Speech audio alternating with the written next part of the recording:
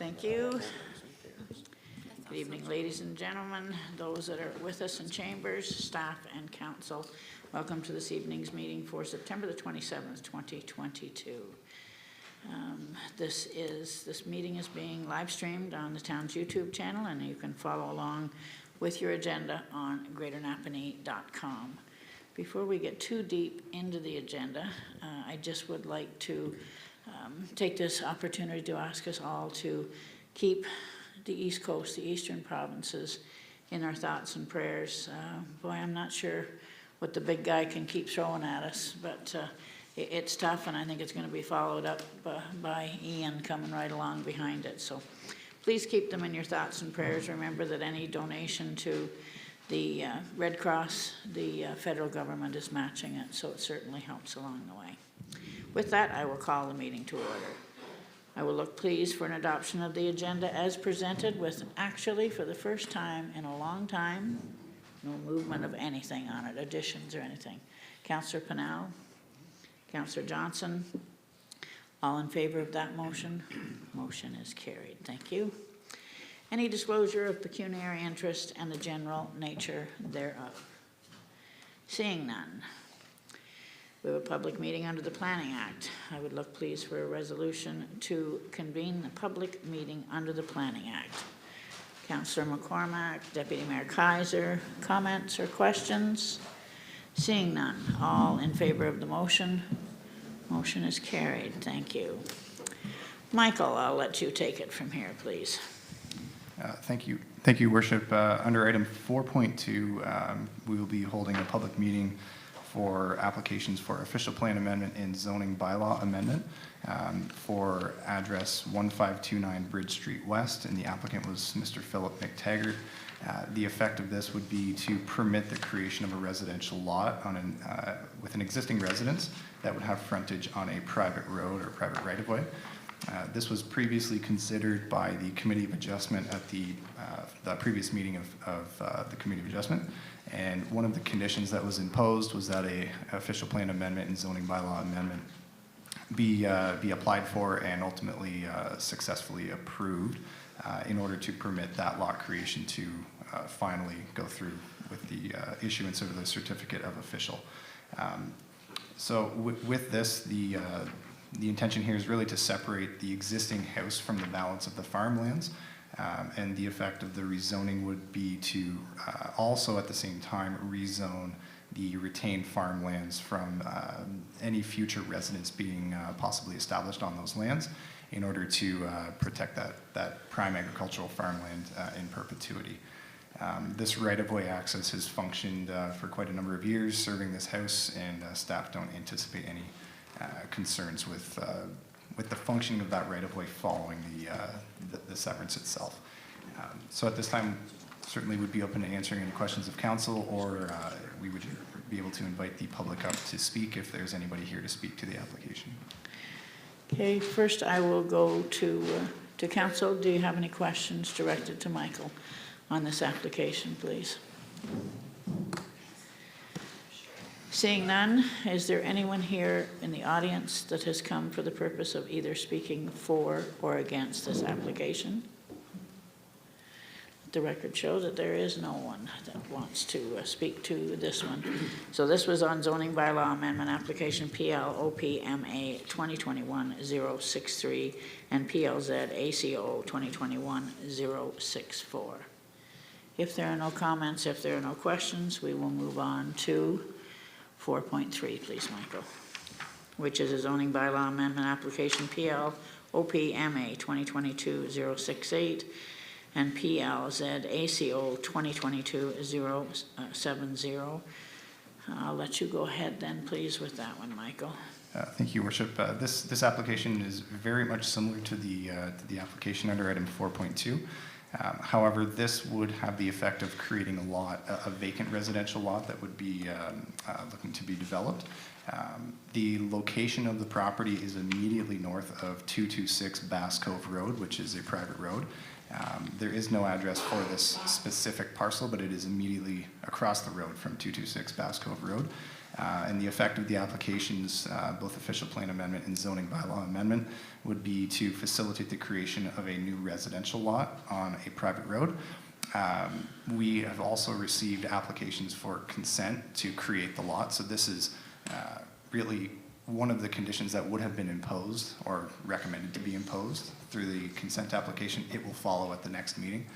We're just kind of doing things a little bit out of sequence from what is typical. But really the intent of this evening is to hear any comments from the public or any comments or concerns, questions of council, such that staff can take that back and formulate an ultimate opinion before making a recommendation to council at a subsequent meeting. So what current policy states is that we're not encouraging creation of lot creation on private roads, and the rationale for the policy is really to reduce the likelihood of in the future there being a lot of demands put on the municipality for assuming such roads that may not be built up to municipal standards for rural roads and an assumption thereof. With this application, it's really only the creation of one lot. There's a number of existing residences on Bass Cove Road itself. We really don't foresee there being many demands placed on the municipality for assuming this road based on creation of one more lot.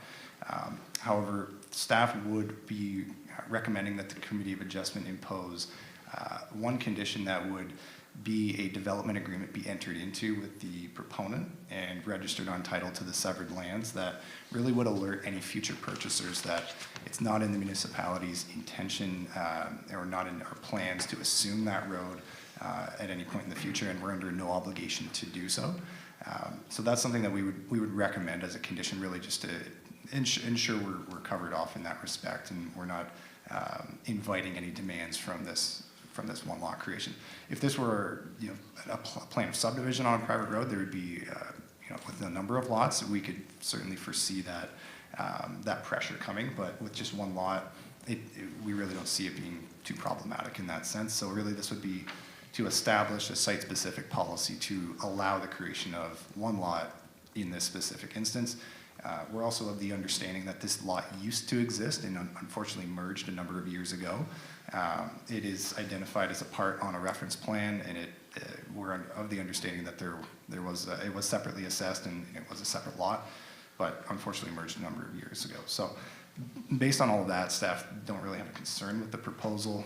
We've circulated the application, and we haven't had any concerning comments come back from agencies, and there have not yet at this point been any comments submitted from the public. But at this time, this is a public meeting, and if there are any questions or concerns of the public, we would invite that now.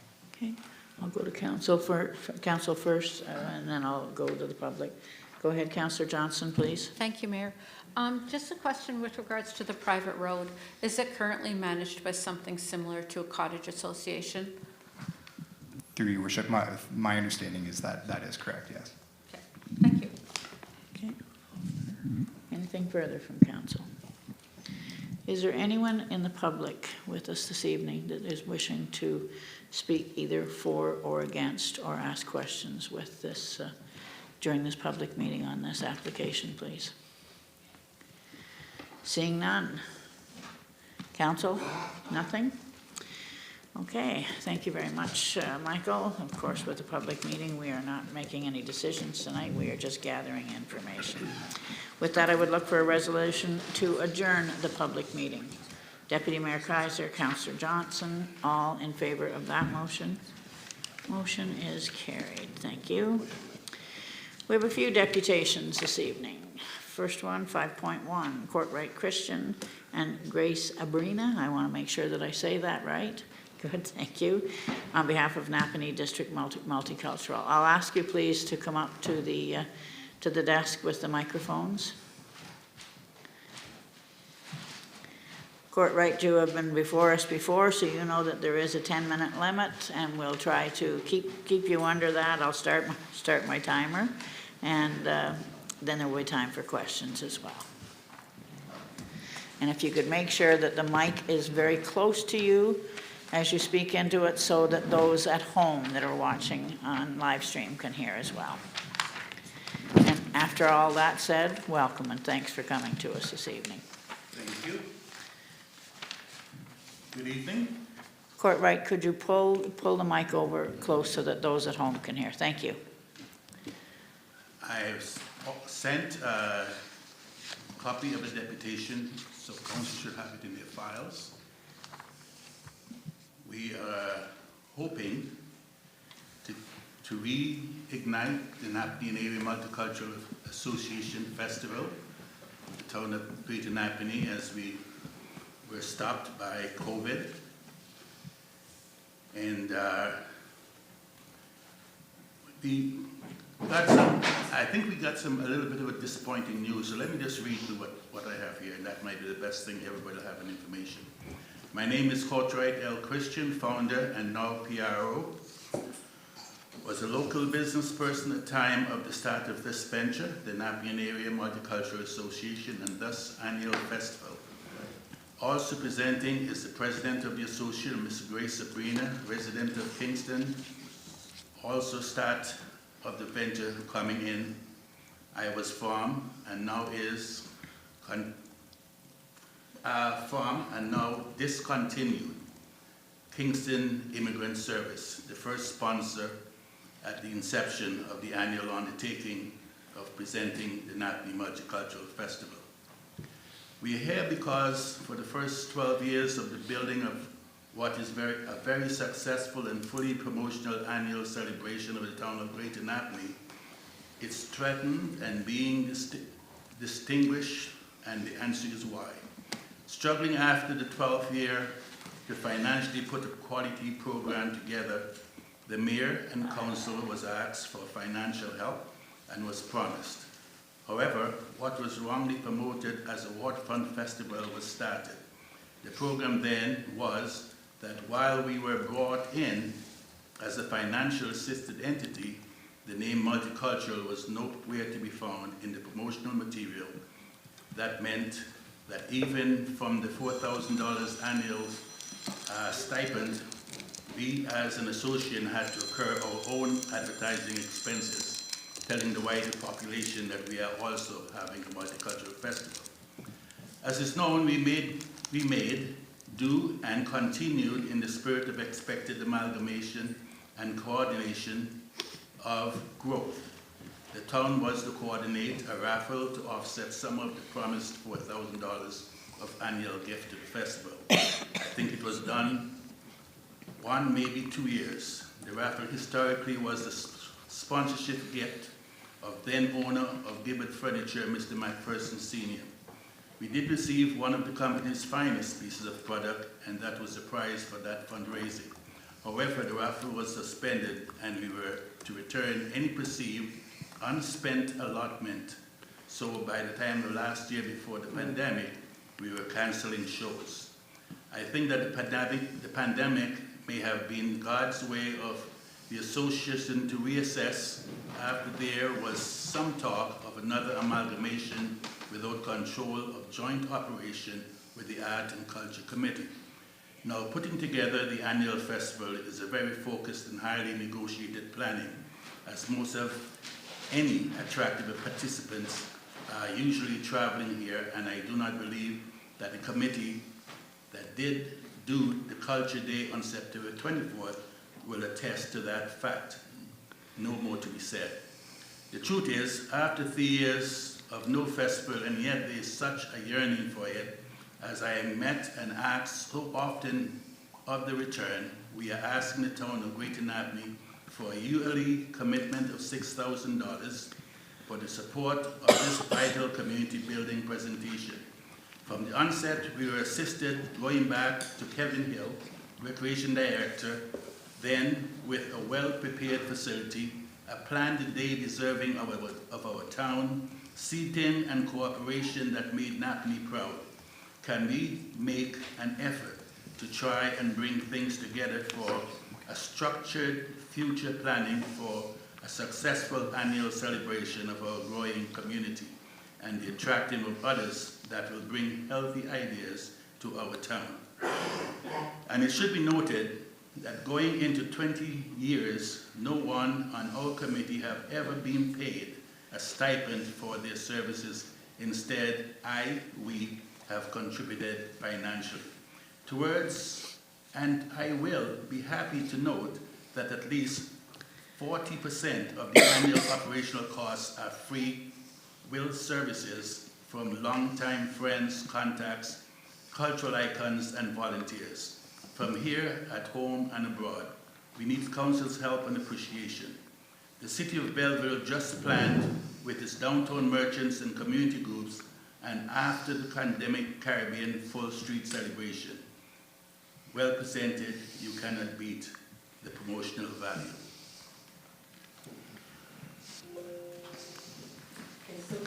Good evening, everyone. Thank you.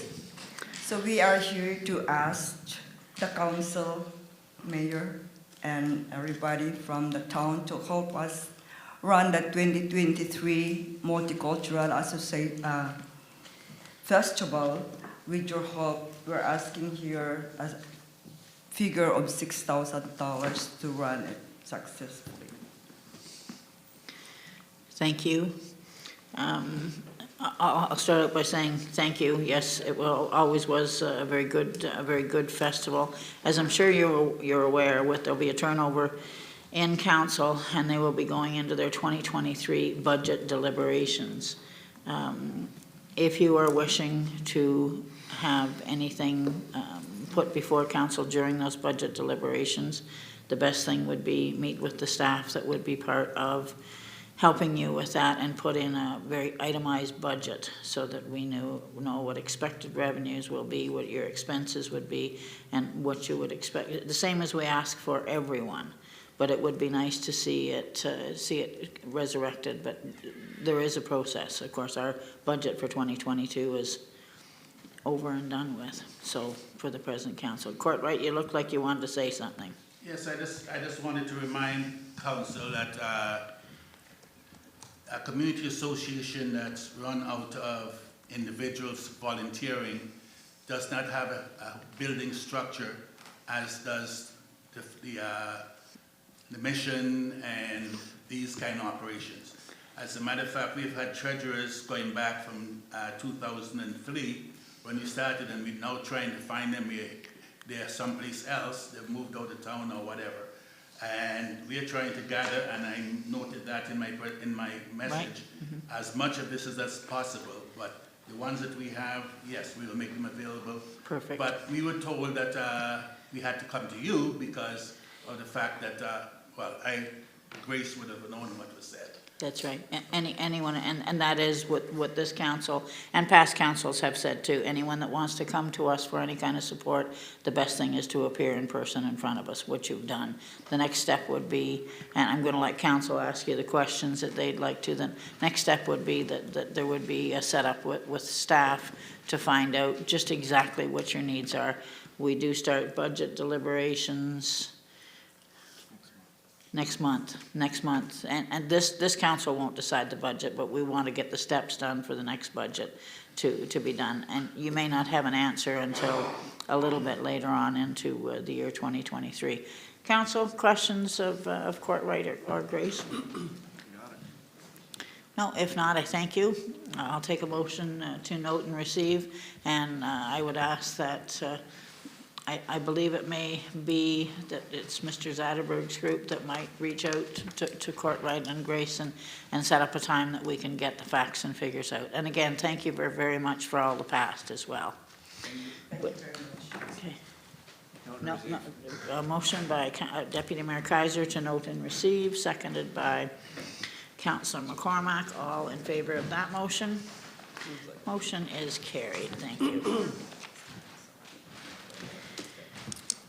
Ann Normile, come forward, please.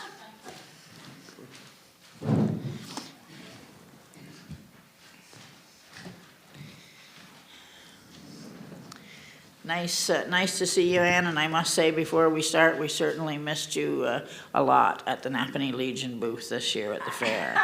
You're an integral part of that, and nobody can wrap up hamburgers and hot dogs like you can. That's right. But I know how busy you were. We were. Fairs were doing well. So if you can just pull the mic down so that the people at home can hear. Thanks, Ann. Will be gone. Mary Isbester. Deputy Mayor Kaiser, and members of council. My purpose tonight is to say thank you, publicly and personally, for the removal of the house in the Lions Park. Over the past several years that the house has been vacant, I have approached most of you, if not all of you, in some form or another with my concerns about the house and sometimes my complaints, I'm afraid to say. I hope you have been able to see the park as it now exists. And as I expect, the Lions may have envisioned it so many years ago. I'm going to read this, it makes it easier, I don't get sidetracked. I think it's important for us to recognize the foresight shown by the Lions Club and the huge project they undertook when the park was first considered. At that time, there was no river walk, no Vias Villa, or even the conservation park as we know it today. I can only remember my mother telling me, and I remember the old boathouses, and she would say, "Ann, don't you go down to those boathouses. You stay away from there." How times have changed, because today the area is welcoming. I see more people with their children, with their animals, or maybe just fishing along the shore. Some of you were on the former council that purchased the property and first passed the motion of demolition. But you are the council that reinforced that motion and saw to the removal of the house. And I'm sure you must have had some very difficult decisions to make along the way. But I appreciate your choice. We now have a lovely park on the North Shore. The land has been preserved for public use. It is now more accessible and an asset to our town. The completion of the park has been many years coming, and this council deserves the credit and our gratitude for finishing a job that the Lions Club started so many years ago. You have my wholehearted thank you. Thank you very much, Ann. Any comments or questions for Mrs. Normile? Thank you. Thank you for coming forward, Ann. I will take a motion to note and receive. Councillor Pennell, Councillor Norrie, all in favor of that motion. Motion is carried. 5.3, Clive Shirley. Hi, how are you this evening? Just make sure that the mic's nice and close so those at home can hear you. I'll let you go ahead, sir. Go ahead, thanks. So my name's Clive Shirley. I'm not really used to doing this kind of thing, so sorry, my phone even went off because I didn't realize that it was, so I've turned it off now, of course. And I actually think that me being here is unnecessary. It's unnecessary because there was no need to go to this far, but when you suddenly get a water bill that's 800% more than it normally is, there's an easy track record on every bill, and then suddenly you have to pay $2,000 or $1,600 more. It's frustrating. You call the water board or the Napanee utilities, and I'd like someone from Napanee Utilities to explain to me, what is this water theft that they talk about in Napanee? Everyone I talk to, where I say, oh, water's being stolen in Napanee all the time. That's why suddenly you could have this, or, you know, this is one of the explanations that you get. But the problem with it is that you don't get a real explanation and there's no real process. And that's why I'm wasting everyone's time here now on something so, in a way, minor and unnecessary. But I don't really think I owe the $1,800 on the bill, and the problem is the way you're treated when you call Napanee Utilities, where there isn't a process. And the only answer is told you have to come before council, and everyone has told me that the council's not going to do anything about it. But the one thing maybe the council should do is look at the way these things are dealt with, because it seems to be happening to a lot of people, and you suddenly get a surprise. There's so much uncertainty in the world right now with all kinds of things, and you can't even rely on your water bill. There is no real explanation for it. No one has been able to come up with, except the idea that trucks are driving around late at night stealing water, which is ridiculous. That's what I'm told. Also, when I came to pay my bill here at the office, that's what I was told here as well. So it seems to be an endemic issue that there's water problems here with people stealing it. I don't understand it. Then I was discouraged then from actually talking here, and I agree, I should be discouraged. This is not something that should come to this council. And it's all because there is no way of dealing with it, and at Napanee Utilities, they say in the first place, you can only deal with it here, and then when you actually go through with it, they then staff start jiggling and saying, well, let's talk to, I think it was actually, I recognize the name, John Pinsent I was supposed to talk to. And then he declined to talk because I actually said, but isn't it my right to talk here if this is the only place where it can be settled? I think there should be some other method where Napanee Utilities have to somehow account, maybe send somebody out, check a meter, rather than just saying you have to pay. And it's a little vindictive when you even say, look, okay, on the 27th is this meeting, it might get adjourned, postponed. On the 28th, the bill is due at the higher amount. So I said, can this just be held at the lower amount, 1,800, not 2,300 or whatever it is?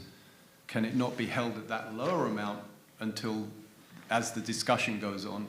I was told that if by the end of the day on the 28th I have not paid it, the full 2,300 will be pursued, and that is the right. But it just doesn't sound like a friendly town to me, and a friendly organization that clearly doesn't have any way of dealing with it.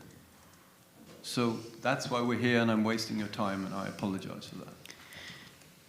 I don't consider anyone coming before us to be a waste of time. I know that we do have rules and regulations for this, and I don't want to turn this into a staff back and forth, but I know that we do have the readings from your meters. Water theft, I've certainly never heard of it. You mean somebody's backing up to your building and getting water? That is what I was told on the phone to Napanee Utilities, and also downstairs when I came to the office. And it's fiction, but it's because in a way the staff themselves don't know what to say, so they make something up, I suppose. So we do have everything in front of us that says exactly what your meter has read, and I don't know what we would have any other option to go with other than what the meter is. My understanding is the meter is not very old, that it has been consistent with your readings all along. So I guess what I would have to do is I would have to turn to staff if they had any further comments to make on it. But we do have rules and regulations for going by these meters, testing them, and making sure that they're proper. I don't think the meter is even 3 or 4 years old from what I received on it. I'm not sure about that, but I mean, when suddenly there's an anomaly, wouldn't it be normal to test it then? Also, if somebody was sent out, I mean, wouldn't they then be able to look around the building and see if there is anything likely to be causing this? Because we still don't know what caused it, or if it actually happened, or, you know, it seems to be on the meter. But beyond that, there is the amount of water that would have leaked in 3 weeks. It was a 3-week period, clear to see on the data provided. It would be gushing water. Anyone in the building would hear it. It's not a little leak that is going unnoticed. Otherwise, it would be different. The data would be different. Okay, I'm going, go ahead, Councillor McCormack, and then I'm going to turn to staff to just answer a few questions. We do have it set out in an email for us. Thank you, Worship. Just curious, is this a private residence? It's a business. It's a business. And I see June 18th through August 27th, so a couple of months. So it hasn't reoccurred since? No, Never happened before? not as far as I'm aware, not at the time I'm there. I'm a tenant there, and I don't know. All right, thank you. Go ahead, Councillor Johnson. Thank you, Mayor.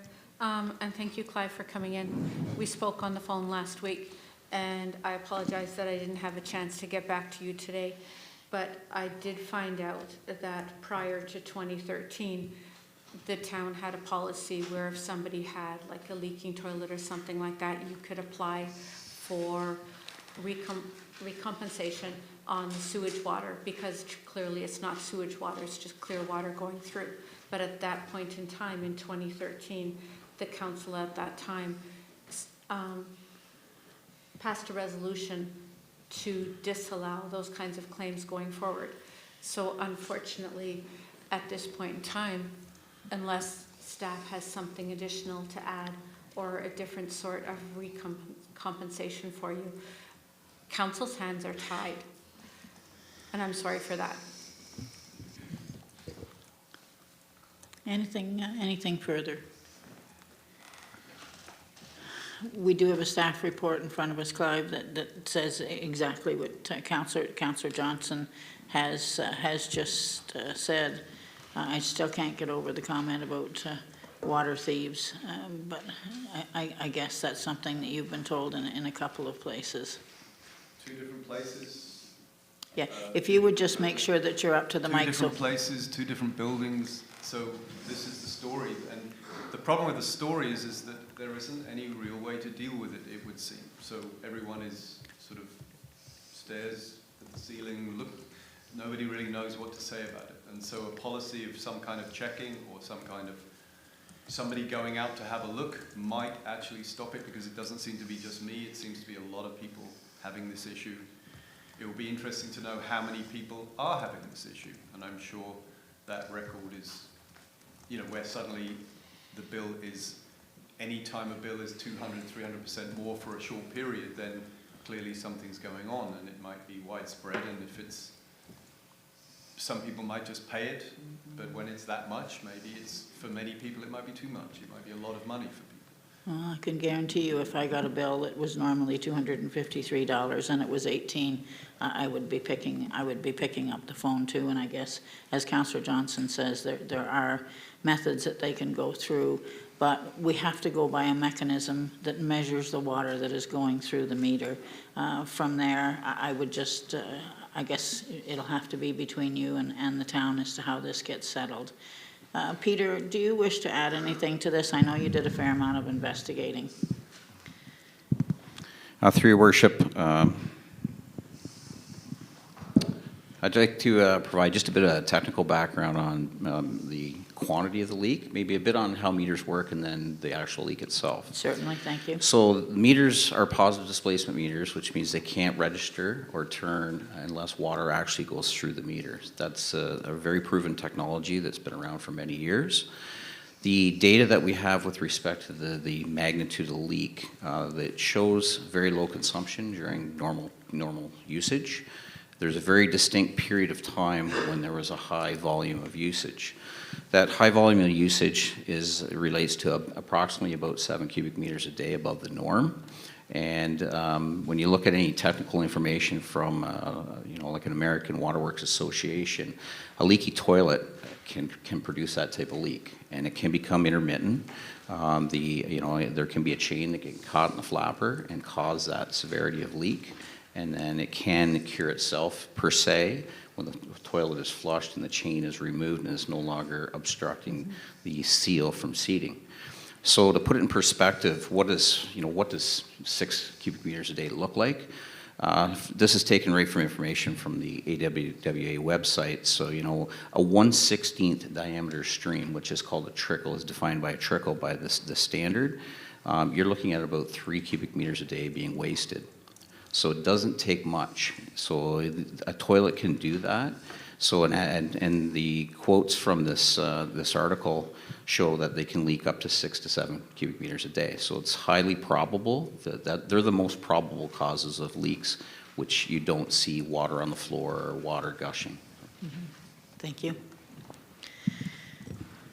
And I guess my only other question would be, what, do you know what your next water bill, have they been watching your usage? Is it? I think the usage Has gone back down? Okay. And was there anything that had to be repaired to make it go down, or has this supposedly? Okay. What I'm going to do is, I'm going to leave it to see if, we certainly can't forgive the bill. It's not within our capability. That's not what this council does. We've always been able to have the same policy for absolutely everyone. Once it's gone through the meter, where do we draw the line?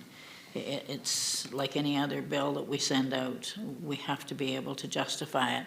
And in this case, it is justified. Anything else, I guess you would have to either take up with staff to get more answers for, or find another avenue to see what you can do to either get the bill reduced or fight it in a civil. But this council certainly can't say to you that we can forgive the bill, because we can't. It is our policy that's been on the books for a long time. Okay? Sorry I wasted everybody's time. No, you didn't waste anyone's time. Thank you very much. I will take a motion to note and receive the deputation. Mr. Williams, this is not an open meeting. Yep. Deputy Mayor Kaiser, Councillor Richardson, all in favor of the motion? Motion is carried. Thank you. I will look for an adoption of the minutes for the regular session of Council September the 13th as prepared. Councillor McCormack, Councillor Johnson. If there are no further comments or questions, all in favor of the motion? Motion is carried. The same, please, for the special session of Council of September the 19th. Deputy Mayor Kaiser, Councillor McCormack, all in favor of the motion? Motion is carried. Thank you. 7.1, correspondence for information. You have correspondence for information. Items dated September the 27th, 2022. Motion to receive. Deputy Mayor Kaiser, Councillor Pennell. Any comments or questions on any of the items within?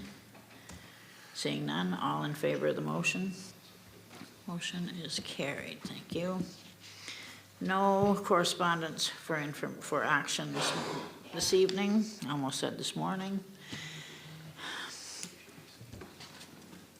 Unfinished business. There's no unfinished business this evening. Committee reports, infrastructure services, environmental services, waste diversion committee report number 2. Christy, please.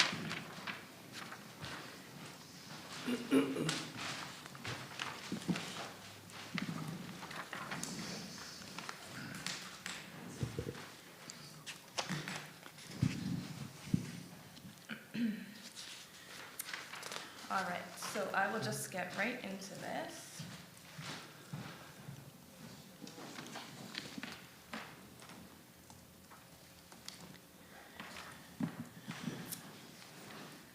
As mentioned in our last presentation to Council, the Waste Diversion Committee is comprised of a total of 9 individuals from various backgrounds, all with the same common interest of improving waste diversion within our community.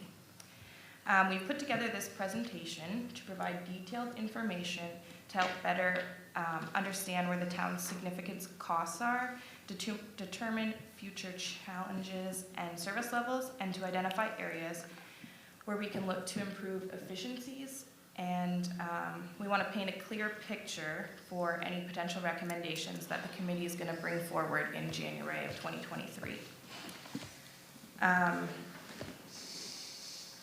The Roblin Waste Disposal Site, for those that maybe aren't aware, is a closed and capped landfill that operates as a transfer station only. So that means that everything that enters the site ultimately leaves the site. This chart shows the site's financials over the past 5 years.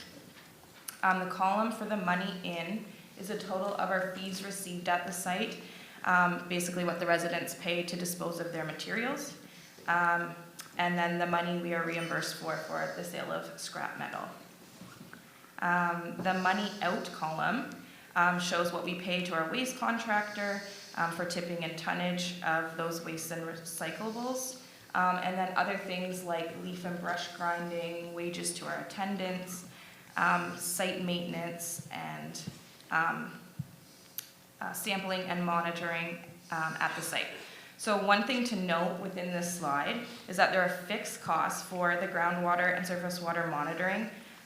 Basically, because the site is a closed landfill, there are certain things that, no matter the future status of that site, we are obligated to do.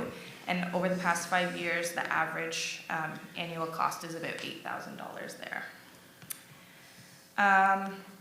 In 2020, we saw a reduction in the monies received due to changes in pricing at the site and site closures that were directly related to the pandemic. And there was an increase in the monies out due to our new contract with Waste Management. So our South Fred site operates as both a transfer station and an active landfill. As you're probably all aware, but we'll just make sure everyone knows, there's no household or bagged garbage that goes into that site, into the landfill portion of that site. And that's basically to help preserve the life of that site. So things like bulky waste, things like old furniture or construction materials are the most common things that go into that site, things that ultimately take up a lot of space. The money in column here is the same as the last slide. The only additional thing is that we receive rent for a small portion, or a small portion of rent, to house a communications tower on that site.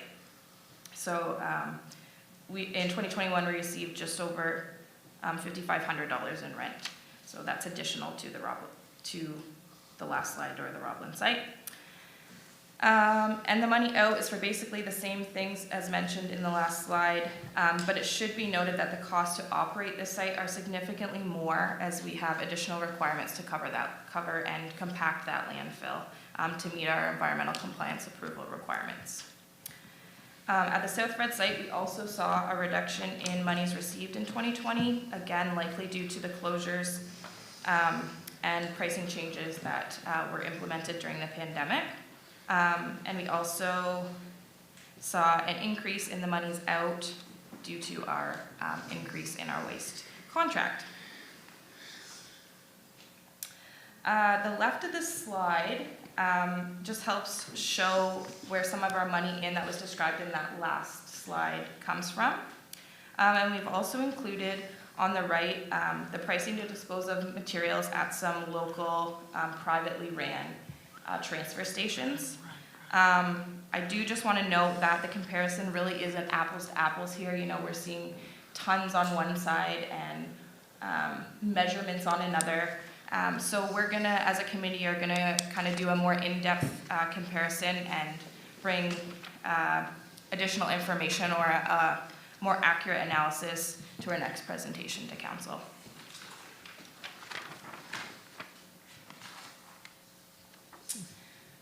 To support the previous table, this shows the volumes of waste received at both the South Fred and Roblin waste disposal site over the past 5 years. In 2020, we made changes to our fee structure and increased the prices to dispose of materials at our sites. And we also saw a reduction in the usage at those sites. So we just drew that red line to make a clear picture there. It's expected that the fee changes increased waste diversion and allowed residents to find alternative disposal methods, including our curbside collection program, which you'll see later in the presentation.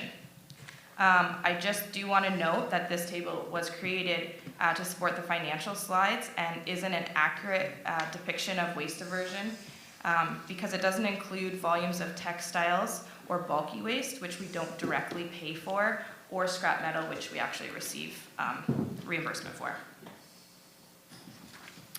This slide was added today, so I'm not sure if it's in the agenda version of the presentation. We thought it would be beneficial to show the fill rate at the South Fred landfill. site. So as you can see, we have seen a significant increase in site usage beginning in 2017. According to the site survey that was completed at the beginning of 2021, we do our consultant does a survey each year to kind of get an estimate of fill rate and potential life cycle of the site. We've utilized just over 25% of the site's capacity, and at the current fill rate, we have approximately 40 years left for that landfill. But we should note that this is an estimate based on available capacity within the waste footprint or the current waste footprint, and this timeline could be significantly altered based on groundwater or surface water quality trends. And as I'm sure you're all aware, our contract prices for curbside collection for both garbage and recycling increased significantly in 2020. Prior to this new contract, we had a host municipality pricing from when the Richmond landfill was in operation. One other thing to note, just kind of looking ahead, as part of the producer responsibility regulations, is that municipalities will no longer have the curbside costs associated with blue box recycling as of 2026, unless we so choose to go above and beyond what they propose to us. We don't have a lot of details of what that's going to look like yet, but as we get information either at a staff level or a committee level, we'll be sure to provide updates to council on that one. But again, you can see the clear line where when we began this new contract, there's a significant increase in what we're paying for curbside collection. And to support that financial slide on curbside collection, we included the volumes of materials collected through that program over the past 5 years. Residue waste volumes include materials that were disposed of as recycling, but were either contaminated or didn't meet the recycling requirements and were disposed of as waste. It was asked at a last meeting, I apologize, I can't remember who asked, but about how we're charged for that. And we're actually charged at a recycling rate because we're invoiced based on the volumes off the trucks and not what's captured at the sorting facility. So just thought we would include that. And we also included the number of households here, but it might be worth noting that our community as a whole, Greater Napanee, between 2016 and 2021, based on the census, our community grew in population by 6.2%, if I have that correct. And we've also included some information on the household hazardous waste event that we hold annually each year. Currently, just one event per year held on a Saturday. It's worth noting that the preliminary numbers from the 2022 event note 505 households participating. Again, I don't have actual volumes of waste yet. We just have what we tracked as people came in. And that's a significant decline from the 704 households the previous year. But the decline over the past 2 years does align with the opening of a private, somewhat local alternative that staff often recommend when we receive calls from residents looking to dispose of hazardous waste throughout the year. So it's been beneficial to our community. And we do receive reimbursement for certain materials that are received during the event, but it's all based on volumes, and it's kind of a bit challenging to predict, but you can see it there in the chart, what we receive each year. And leaf and brush disposal. Currently, the town offers curbside collection of leaf and brush materials twice per year for all residents within Greater Napanee. As you're likely aware, we have a route in town that's collected, and then we request that rural residents call ahead to be added to the list, just to make it a little more efficient for our staff. A few notes about this slide. We only show the past 3 years of data, and this is simply because the costs and volumes prior to 2019 were captured in the Public Works budget and weren't really accurately tracked. So in 2019 we started tracking it and hope to in the future have better data on that one. But the total costs for each year include 2 collections, a spring and a fall, and include labor, equipment use, disposal fees for the leaf and brush materials, and fuel for that equipment. So in 2020, you'll note that there was an additional cost, an increase in cost, and that was simply due to the social distancing requirements for our staff due to the pandemic, where we may have, for efficiencies, had multiple people in a truck. We had to separate them, and obviously had additional equipment hours and more fuel was required there. The current practice of in-house curbside collection of leaf and brush is inefficient and collectively consumes nearly all of our public works staff time for about 1 month per year, 2 weeks in the spring and 2 weeks in the fall. And there's an average of 322 staff hours utilized per collection event. And with ongoing departmental challenges to meet our minimum maintenance standards and capital construction schedules, this is quite demanding on the department. Finally, in summary, the collection and disposal of waste is costly to our community. While some service levels need to be maintained, there may be efficiencies to be made and cost savings that we can work towards, all while ensuring that our community is progressive in waste diversion. We will use the information that we're providing here tonight and the results of our upcoming community engagement surveys to provide final recommendations to council in hopefully January of 2023. And just so everyone's aware of what we're working on, we're currently working on education and outreach initiatives that were endorsed in the last council meeting, and we'll continue to do this throughout the fall. Our next committee meeting is Thursday, October 13th at the SPC. We have scheduled and are working with the Community Corporate Services Department to promote the Community Giveaway Day for Saturday, October 15th, and we're excited about that. And we plan to begin community engagement and public surveys hopefully early in November, and then we will compile that information from the community along with the information we provided here tonight, and ultimately provide council with some detailed recommendations in January of 2023. Thank you. Questions for Christy on the report? Go ahead, Councillor Pennell. Through your worship, thanks Christy for the report. I actually had a phone call today on what our residual waste numbers were, and they're clearly there, so thank you very much. Do have a question about the residual waste though. If when it's gray box and somebody puts it all into a clear plastic bag, is that now considered contaminant? With our current, the current operation and our current contract, no, it's not. I do know that a lot of recycling centers are working towards eliminating those plastic bags. They cause a lot of issues with, to give you a little background, someone at the recycling facility physically has to rip open those bags.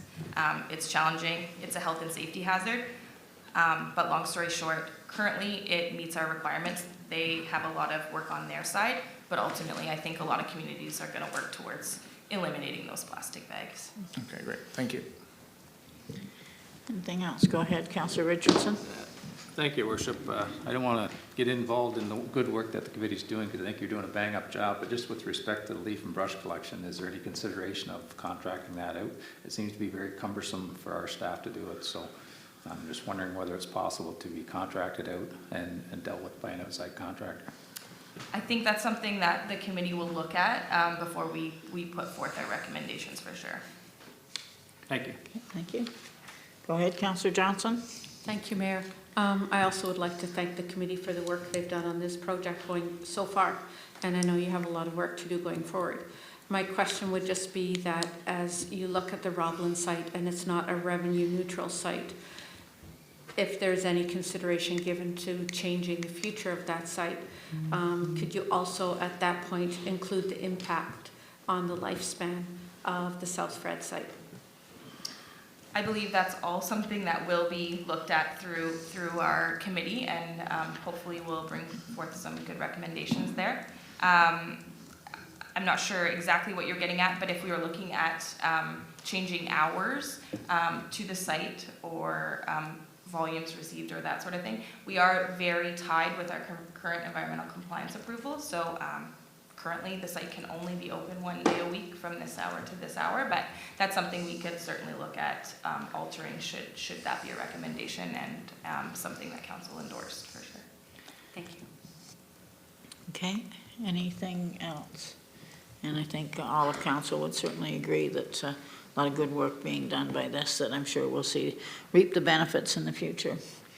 Council, you do have a recommendation before you to receive for information the report number 2 and for the committee bring back formal recommendations to council in January of 2023.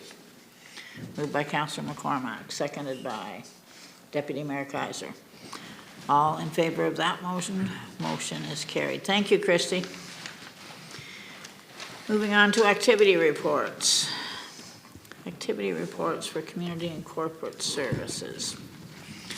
Council, you have the report before you. Any questions, or Mr. Zetterberg, would you like to make any comments? No additional comments. Okay. Any questions for Mr. Zetterberg on his report? Seeing none. Emergency services. Anything you'd like to say, Chief, before we get into asking questions? Nothing to add to the report at this time. Any questions of the Chief for this? Go ahead, Councillor Richardson. Just briefly, I'm just reading about work on training facility in Southbury. Can we get a little more information on that? And I apologize, I don't know about it, but... No, that's okay, through your worship.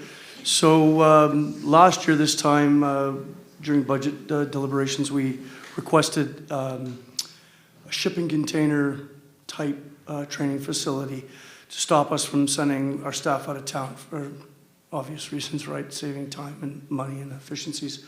So what we were able to do this year with a portion of that money was buy the shipping containers. They were a lot more than we had anticipated. So we have the shipping containers on the ground in good partnership with our roads folks. They've been able to do prep work for the actual base of it. We've now been in touch with contracting cranes to move those into place. We're about phase 3 of phase 5. It will not be done this year, but we're under budget, and unfortunately it won't be done until next year, but we are using the site at present, and it is at the Selby Yard Quarry. Okay. Yeah, great, thank you. Thank you. Anything further? Seeing none, I will move on to growth and expansion. Do you wish to add anything, Michael? Thank you, Worship. Nothing to add. I do just want to highlight that we held a case management conference with the Ontario Land Tribunal. That conference really set the stage for who the parties are to the hearing and when the hearing is going to take place. Obviously, the town is a party to the hearing, as well as Tomlinson, but the Keep Napanee Great Group has also been added as a party to the hearing. And the hearing date is set for August 14th to August 25th of 2023. Okay, thank you. Any further questions or any questions for Michael on this? Seeing none, I'll move on then, please, to infrastructure services. Peter, anything you wish to add before questions? Your Worship, maybe just one mention about today's District 8 rodeo. The 2 staff members from Public Works that participated did a great job. So. Good. Any questions for Peter? I think a lot of us were out there. It's certainly entertaining. You just robbed the one thing that I've got for statements by members, but thank you very much. Nothing further? Legislative services. Anything for Madam Clerk? Did you wish to add anything?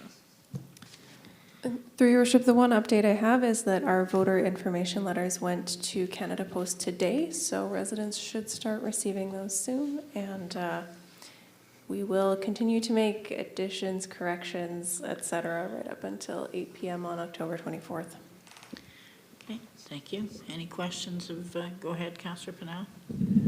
Thank you, Your Worship, through you. I'm just wondering that we finally had our delegation with the Minister of Transportation regarding the ferry, and I'm just wondering how that went and what takeaways that came from that, what the next steps are.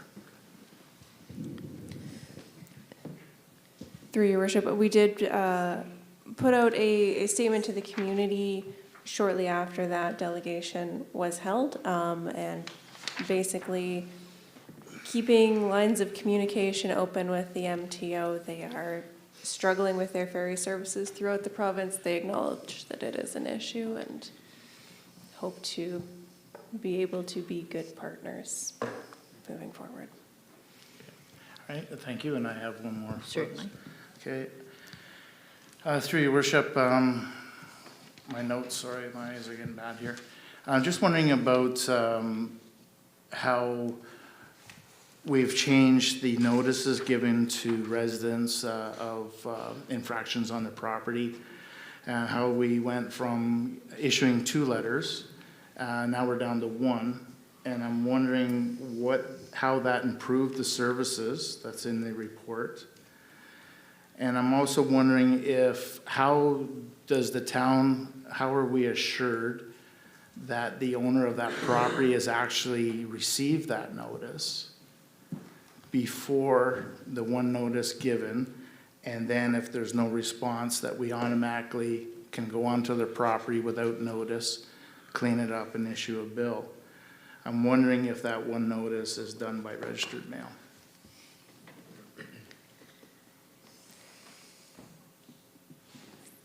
Through Your Worship, there were a few questions there. I will say a normal process is just to do a single notice. The reason we were doing 2 was because with the pandemic, with being understaffed in our bylaw department, we had not been doing any orders at all. And so it was part of our transition back to making this part of our normal enforcement.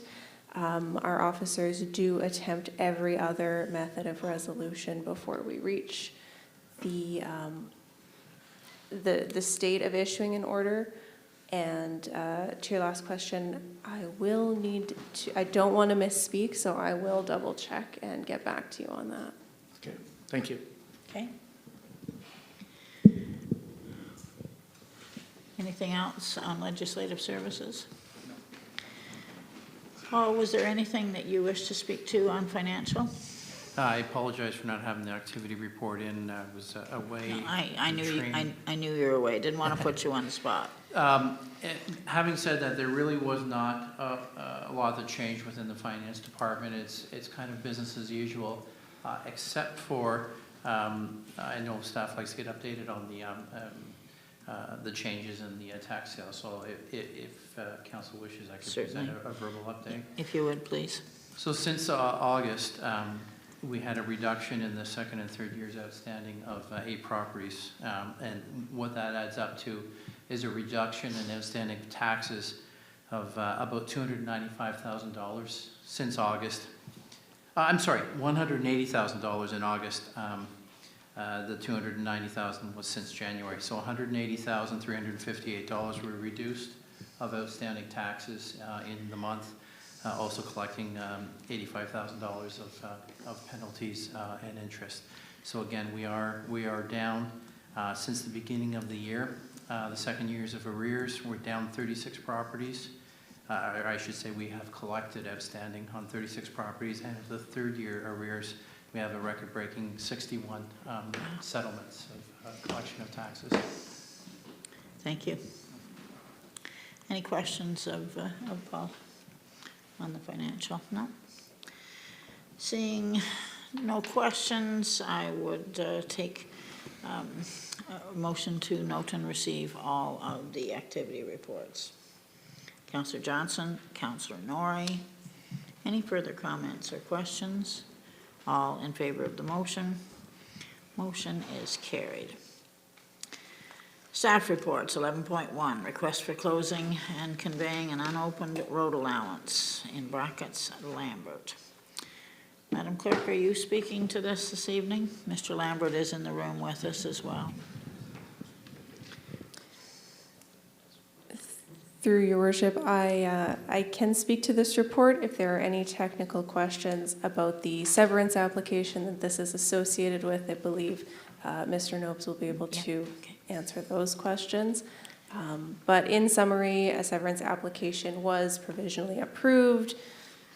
When the time came to move forward with that, at the time of survey, it was found that while it appeared that a road allowance was closed and conveyed, no such bylaw was ever passed, and we cannot find any records of any previous bylaw to that effect. So this needs to be corrected before the original severance application can be moved forward with. Michael, did you wish to add anything to that? No. Council, questions of either our clerk or Michael on this? Go ahead, Councillor Richardson.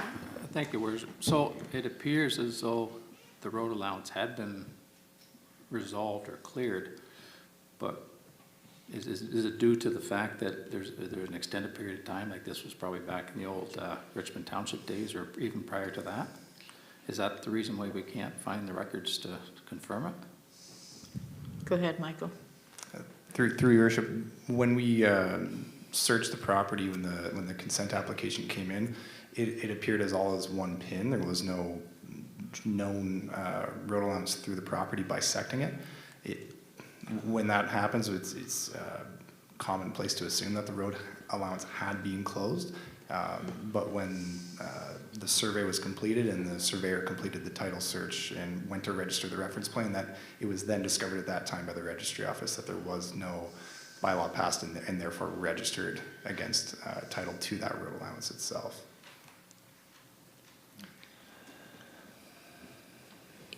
If I may, through your worship, Certainly. one additional comment I will make. It is noted in the report that Mr. Lambert has requested that this be done at no additional cost to himself. Through a search, we have found a number of similar bylaws were passed in 2014 through 2016. From what I can see in the records, it appears to have been for similar reasons, to correct partially done road closures that were never properly registered on title. This would not be the first such instance of this in the municipality. Just to follow, and so were there fees associated for those ones? In those instances, the land transfer was done at the rate of $1 for the value of the land, but again, the town did not assume costs for the survey and registration. In this instance, the survey has already been done, which is the most expensive piece of a road closing bylaw. And if I just might, and the survey was done to do with the severance? Yes. Yes. Go ahead if you've got something to say there. I can't tell whether you stop or go. Yeah, it just seems to be, so we're looking for Mr. Lambert to pay more for the road allowance, is that what we're looking for? At this stage, through your worship, at this stage, we are looking for council's endorsement to move forward with the road allowance closing process, and potentially to look at that question of what rate might be charged for the transfer of that land. If this moves forward, we would then do public notice advertising, and the public meeting and a bylaw. Okay, great, thank you. Okay, so there would be the opportunity for council at that point to decide whether there was a cost or not. Yeah, great, thank you. Okay. Anything else? So we have a recommendation that council receive for information the legislative services request for closing and conveying unopened road allowance report, and further that council authorize proceeding with the process of closing and conveying the unopened road allowance between lots 12 and 13 concession 8 as requested by Claude and Sally Lambert in accordance with the town's road closing policy. Moved by Councillor Pinell, seconded by Councillor McCormack. All in favor of the motion? Motion is carried. Thank you. 11.2, Center Street. Oh, certainly, Claude. Go ahead. So what did we resolve? we resolve starting the process to get it done. There still has to be the public notice and so on. Right. So At what cost? that's what will be decided by the council when the report comes forward. We still have, and jump in here anytime if I'm saying anything wrong. But that will be a decision of council, I think, on some looking to see, because there are others, Claude, that were the same way. I thought I was going to be able to make a presentation, so. Oh, certainly, if you wish to. I had sort of looked at you to see if you wanted to come up and speak, but if we can back up and you can have your say. That's what I came. Okay. Sorry, I didn't mean to pass you by. Just make sure. I'm new at this, I'm sorry. No, that's okay. To the mayor, Mark. Yeah. And the rest. Yeah, just make sure you're up close to the mic, Claude. Yeah. Yeah, thank you.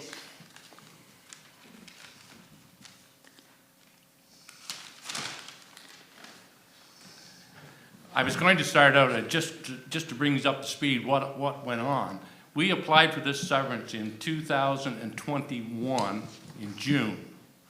And it was no problem. We paid the $2,000 and we paid the $500 extra.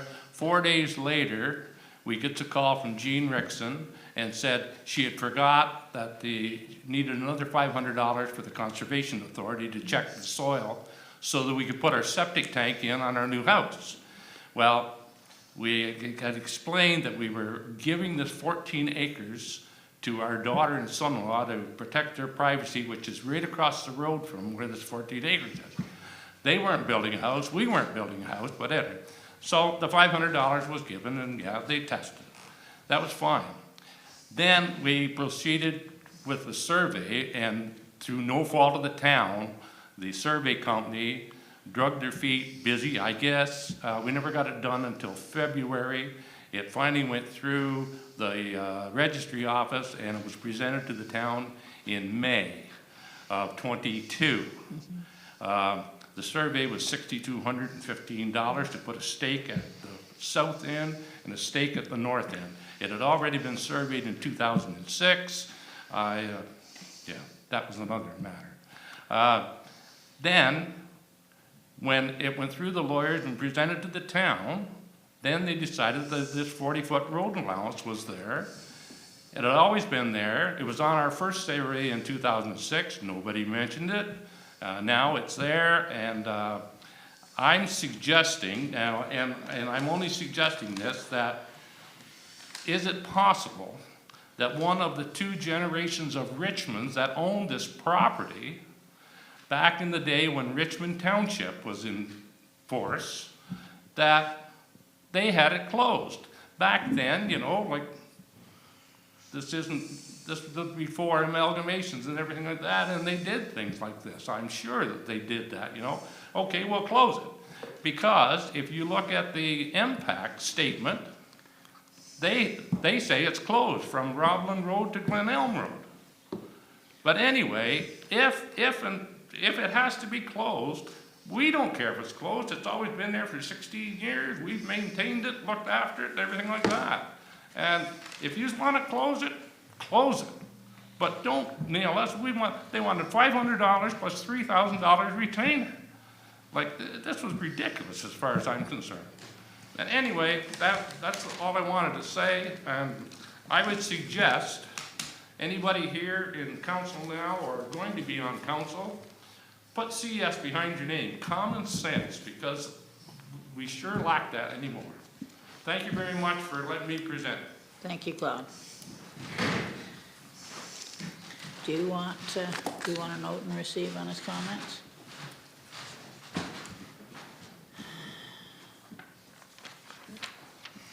I'll take a motion to note and receive Mr. Lambert's comments so they become part of the permanent record. Deputy Mayor Kaiser and Councillor Pennell, and I'm sure too that staff will be looking at fully exactly what Mr. Lambert has said is that, you know, maybe there is something going back, but we didn't get all the records from all the townships that perhaps we need. But that will be the decision of the the committee going forward. Okay, Nathan, we're back to you again. 11.2 Center Street, boat launch season end. Through your worship, just I'll start off by saying I'm the one presenting the report, but there is a handful of other individuals, and I think this will be potentially positive, I hope. So I think they deserve some credit. I know Peter's here tonight, but Annie and Aggie from Bylaw and a handful of our workers in Public Works have made this work throughout the summer, so I just want to give them the credit they deserve. I think the report speaks for itself. We kind of went through point by point of what we've done so far and how it's worked out. Open for any comments or any questions at this time, though. Go ahead, Deputy Mayor Kaiser. Thank you, Your Worship. When we talked about this back in the spring, did we plan for November 1st removal then? No, we didn't have a plan for removal at that time. There was some questions on what we would do for winter maintenance at that time. We did state that we have currently been maintaining it in the winter because there is a right-of-way down in front of the restaurant. They come down, turn around, kind of clear it out and said do that. I put November 1st as kind of a tentative date. If you look at when we generally get our first snowfall at some point in November, whether that actually hits, who knows? We don't get a ton of snow in November. It just kind of gives us a grace period, I guess, to say, you know, is it November 15th, is it November 20th? But generally when we get into December, we do get at least 1 or 2 heavy snowfalls before Christmas, I would say. So it's not a hard and fast date, I wouldn't say, but it's something for consideration, and boating season is kind of wrapped by then, I would say. So if I continue, I agree with the November analogy. Dad's birthday is the 15th, and it usually snows on or before. But as far as boating goes, waterfowling and the like continue right to the end of the year. And we have seen boaters launch in December and late December. I'm a little hesitant to remove the boat launch parking or the access prior to the end of the year or prior to freeze up. And I would rather leave a ambiguous date of freeze up in the policy than a specific date as early as November 1st.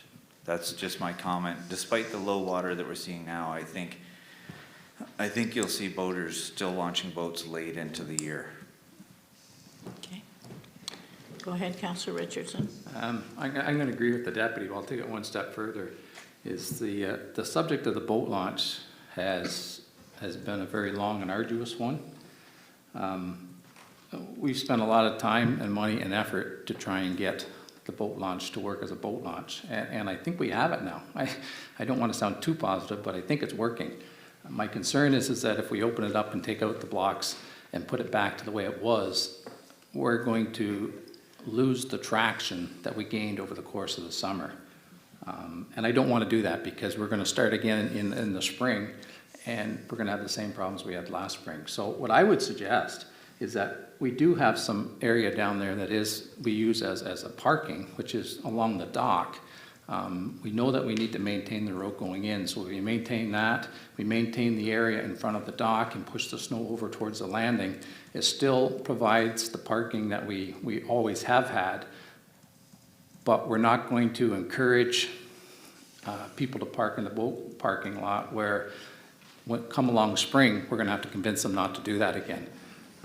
As far as the accessible parking spots, I'd suggest that we put them where the kayak spot is that I have rented. So there's a spot right there which could be plowed just as easy as the rest of the parking along the docks. And I just feel that, I mean, when you look at the charges that we've had down there, we're pretty consistent laying charges and trying to rectify the problem. And it's kind of a good feeling to feel that I think we got it fixed. I think we got it working. And I just feel that we're going to lose a lot of traction by opening it up again, allowing people to park wherever they want through the winter, and then trying to rectify the problem in the spring. So that would be my thoughts on it. Okay, thank you. Anyone else? If I could. Certainly. I'll echo what Councillor Richard just said, because we spoke about that in the spring, that, or maybe last winter, that if you give the access, it's hard to take it back later. And I also am just thinking logistically that that area between the barriers and the stone bank, the north portion of that lower parking lot, could be used for the snow storage for that site when the snow plows are removing snow from that area. it needs to be probably kept back from the river anyways, or what have you. So it makes sense to keep an area there, just a pile of snow anyways, but that's all I have. Sorry. Can I make a few comments? Your Worship? Certainly, Nathan. I'll start with Councillor Richardson and then follow up with you, Deputy Mayor. So to your point on the accessible parking, we would be looking to move them full-time there, not just for the winter months. So if we were to bring back the kayak rentals in the summer, it would then have to be moved again to another location. So the thought process on that is to actually move it full-time there. Where they are currently, it's kind of in the right-of-way, and it causes a little bit of confusion, and we have had issues. That is one area we have had a few issues in the summer, I know. So that would be a full-time basis, not just for the winter in that regard for the accessible parking. So that's the intent there, not just for the winter, just so we're clear on that portion of it. As it relates to the date of the removal of the barriers, like I said, not hard and fast on that. My only concern with if we leave it up to, when it freezes over, whenever that may be, that will change year to year, time to time, and then it comes up to interpretation. So I would be a little more hesitant, and it's a little more difficult for staff planning. I know it's only a day to get down there, but that would be my only concern with that, but it's not a monumental task to adjust that as needed. But I would lean towards at least having some idea of a date personally. As it relates to, I know there's some concern of not having that parking. The signage will still remain on that north wall regardless.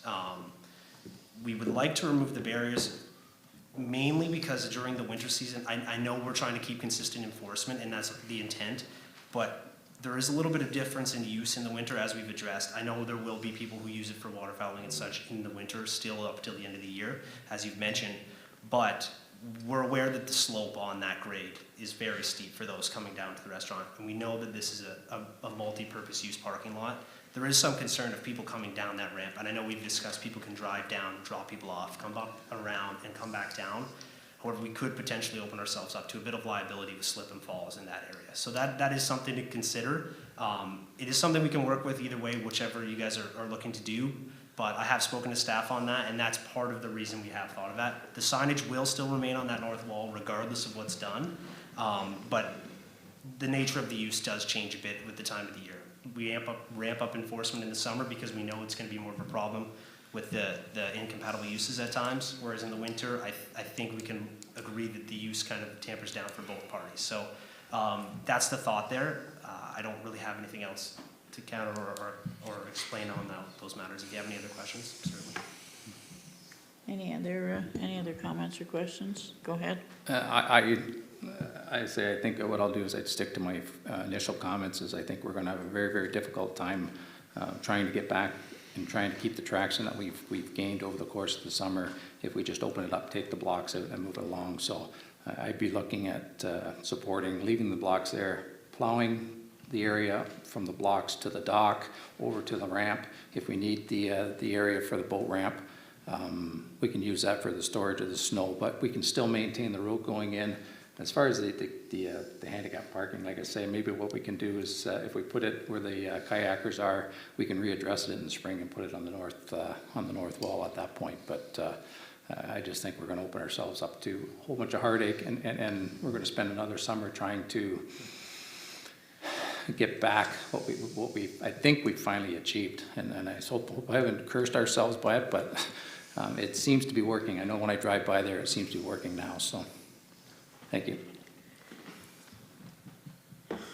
So, the blocks are an issue, Nathan, because of snow removal?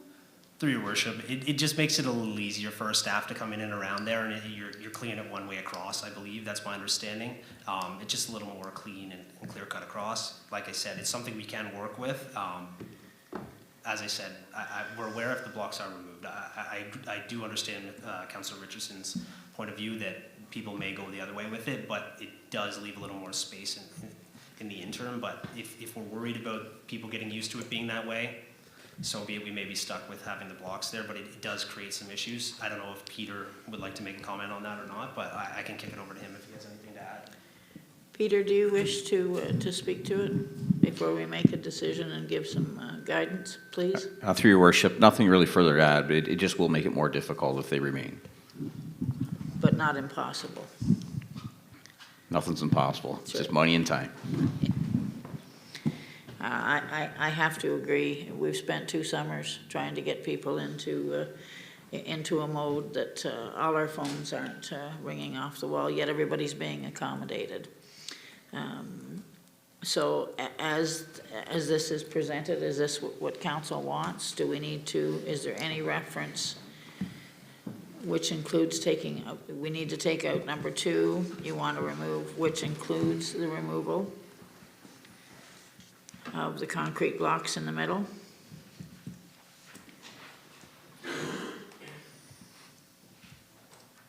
Go ahead, Deputy Mayor. I understand and I see the inconvenience it provides to the snowplow removal operations, and the barriers themselves are not really, they're not really the issue. The layout, the shared use makes sense. I guess from my perspective, it's just a, if you give an inch, you'll lose a mile, and I'm fearful of that, but at the same time, the parking lot layout won't change. If the barriers are there and it's plowed and there's no boats, people are gonna use the barriers as a parking wall because they know no That's boats right. are coming in Yeah, when the ice is yeah. frozen. So I think the barriers are the least of the issue. I think the layout needs to be, well, I mean, if the disability spots need to be moved to be accommodated, that's another thing separate, but otherwise the layout should remain signed and laid out as the same, and the barriers are a minor point because they'll get used one way or the other as a parking front. So I don't have a problem with the removal of the barriers myself, as long as the layout, the intended layout remains as the shared use that it is, rather than create a culture that it's not for boats. That it's open season again. Go ahead, Councillor McCormack. Thank you, Your Worship. I'd like to suggest that we give it a try this winter, leave the barricades in place, try and see how the plan goes, and snow removal over the winter, and try it. It's the same as the ATV bylaw, so we're attempting something. We don't know in a year from now what the results are going to be, but we've given it that time frame to try. And I agree, if we remove them, it might be a real headache come spring, depending on what the weather's like. It could be a bit delayed and this and that. So I would support leaving the barricades in place and working around them. Thank you. I think Chief Hammond wants to come in on this too, probably a safety. Yeah, through Your Worship, Emergency Services does have an issue with leaving the barricades and the snow in the parking lot. We need all the room we can have down there to turn our fire trucks around, and in the event of an emergency, we would like to see them removed. There's another very important. Can I ask Chief Hammond a clarifying question on that? Certainly, go ahead. You'd like to see them removed during the time that there are snow removal operations, or when there's snow on the ground? Yeah, through Your Worship, we've been watching the parking lot over the last year, and where we're pushing snow, if those stay there, we may be into a bit of an issue turning trucks around in that parking lot. Yes, that's correct. Okay, I appreciate that comment. The only comment I would say is barriers or no barriers, I'd move the date to the December 1st at least, move it at least a month later. We can rely on maybe some snowfall in November, but not significant amounts, and I'd still like to see that date pushed back just a little bit later.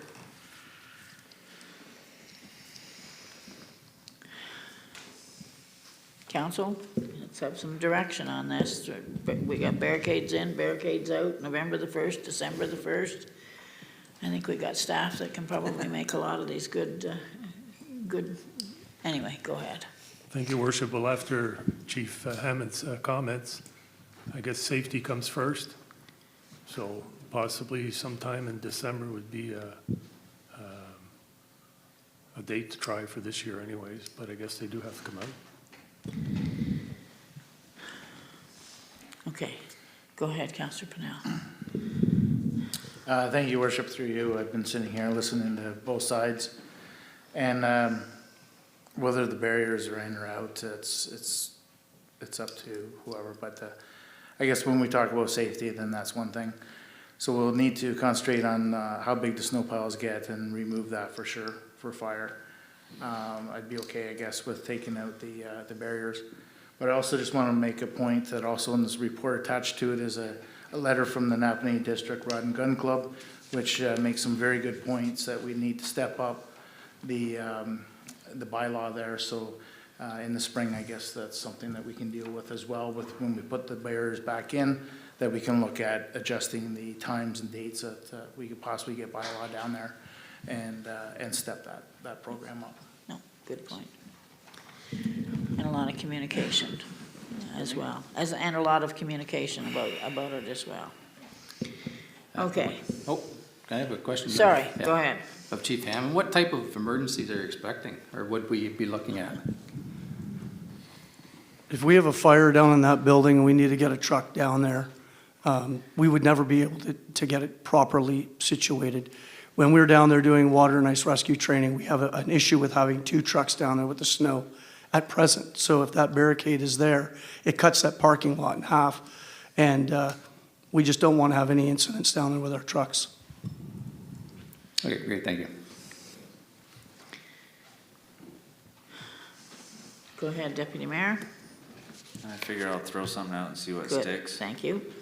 I'm going to go with staff recommendation with the one adjustment of the date, and I'm going to suggest December 1st at least. I'd rather go December 31st, but with the likelihood of snowfall at or before Christmas time, I'd say December 1st as this year. And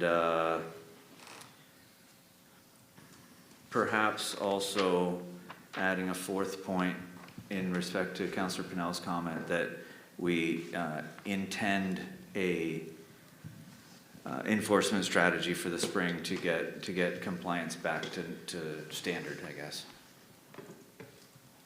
Your Worship, can I make a comment on that? Certainly. So I didn't have a chance to speak to Aggie on bylaw enforcement as she was away last week, and she's still away. But to your point on having, and I read it in the letter from the Rod and Gun Club, they want more evening coverage. We did address that to a degree. We had some variation in shift times. We were covering some weekend times too. And from my understanding, the contract we have with Frontenac currently does have some flexibility in shift times.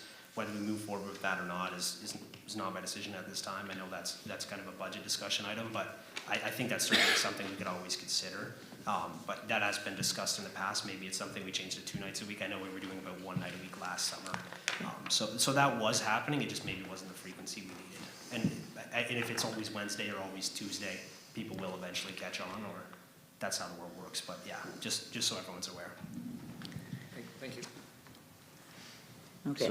So that was a motion. So the motion is the recommendation further that council approve the following recommendations. I just don't see this date in the recommendation. So the date was in the report as a target date of November 1st, so yeah. I'm just referencing that. Okay, so the staff recommendation 1, 2, 3, number 4, that the target date for removal be December 1st, and number 5, that we add a enforcement strategy for the spring when barriers are returned and the shared use returns. And I'll be very general with the terms of an enforcement strategy so that it's open for interpretation at that time. Just making sure Madam Clerk's got this. So that was moved by Deputy Mayor Kaiser. Do I have a seconder? Councillor Pinnell. Any other comments or questions? And I want to thank everybody for giving us the recommendations. We kind of stumble along and try to make this, but it's good to have the experts that can show us what might have to be done. All in favor of the motion? Opposed? Thank you. Motion is carried. Thank you very much, Nathan.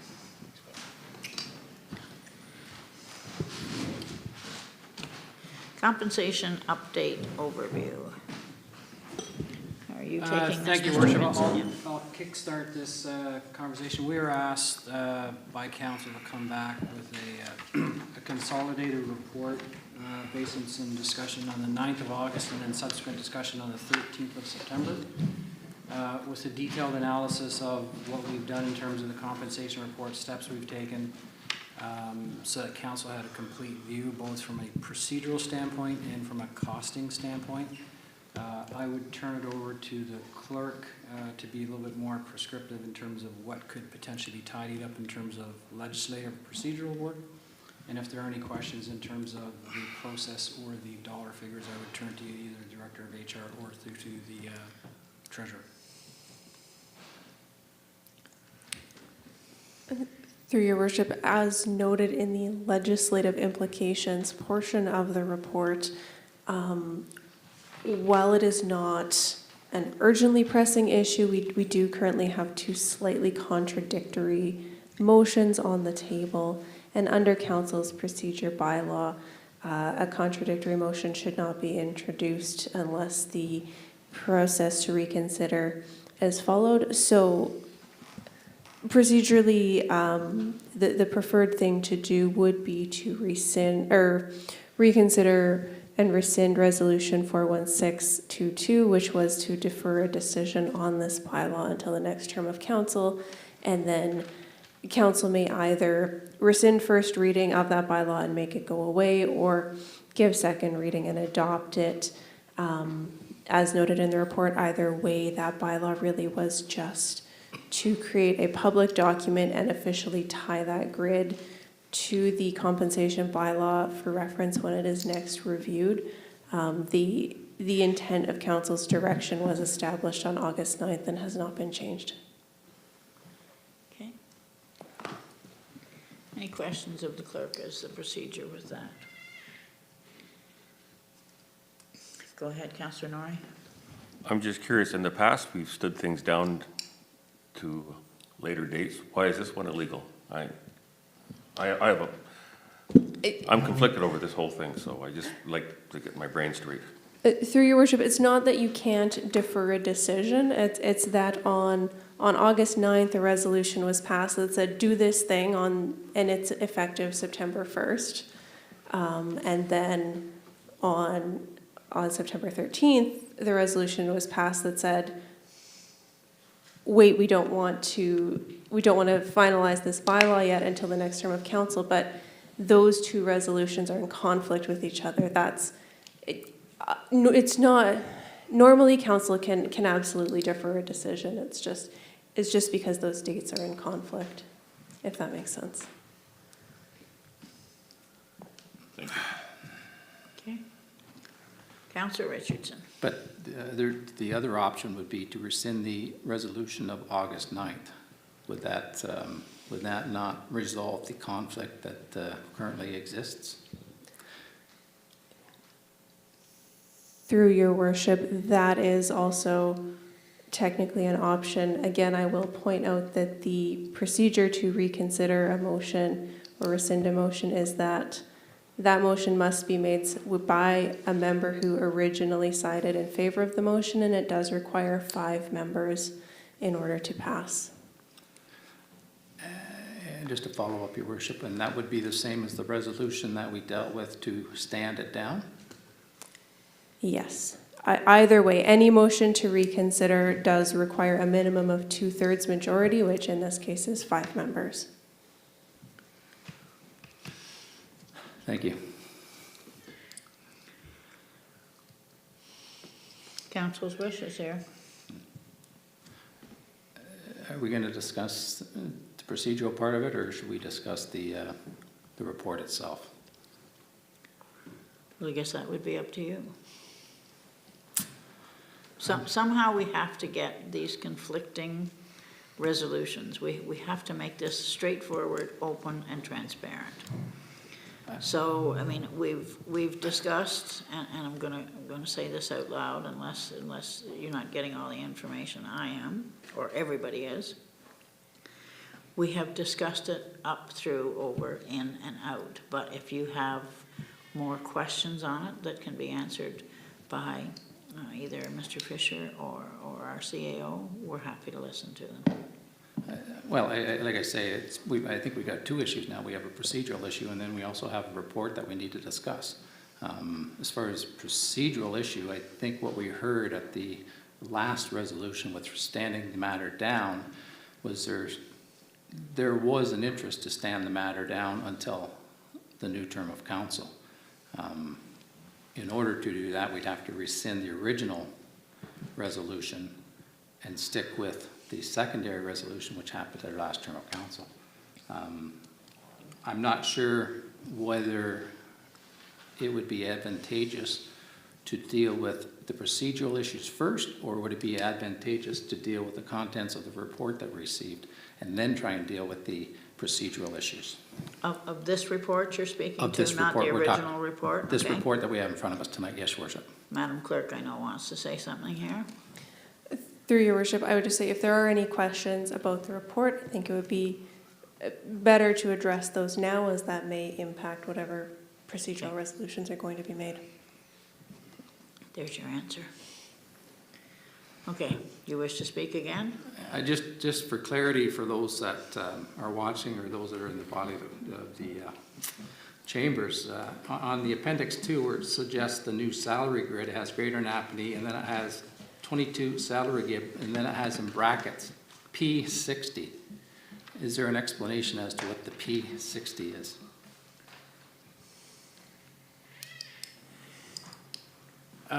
Through your worship, P60 is establishing wages for the town of Greater Napanee at a 60th percentile in comparison to its relative peers as identified in the report of the, I believe, 10 comparator municipalities. And we received that information via a consultant? That is correct. Okay, and the only other question I have with respect to that is, on the Appendix 2 of the report, it's got 4%, 4%, 4%, 4%, and then the job rate, step 1, 2, 3, 4, but on the bylaw, those 4% are missing. So that was, through your worship to Councillor Richardson, that was done as a result, quite frankly, because when the original report went out prior to the council meeting of 13 September, there was some concern that employees were going to get an automatic 4% on top of the economic inflation. So it seemed to be prejudicial to what we were trying to demonstrate. So we removed the 4% so that people wouldn't jump to that conclusion. But the 4% isn't erroneous, the 4% is accurate. The 4% is accurate, and as far as we're concerned, is in line with, if you want to call it, compensation norms. Okay. I'm prepared to let somebody else speak, or I can continue speaking with a statement. Anyone else wish to speak? Go ahead, Councillor Pennell. Through your worship, thank you to John. The financial implications, we see some numbers again on here, and I'm just curious as if these numbers, if the benefits are in addition to these numbers, or are these numbers inclusive of the benefits? Through you, Madam Mayor, the benefits would be on top of these numbers. This is purely dealing with the wages. Thank you.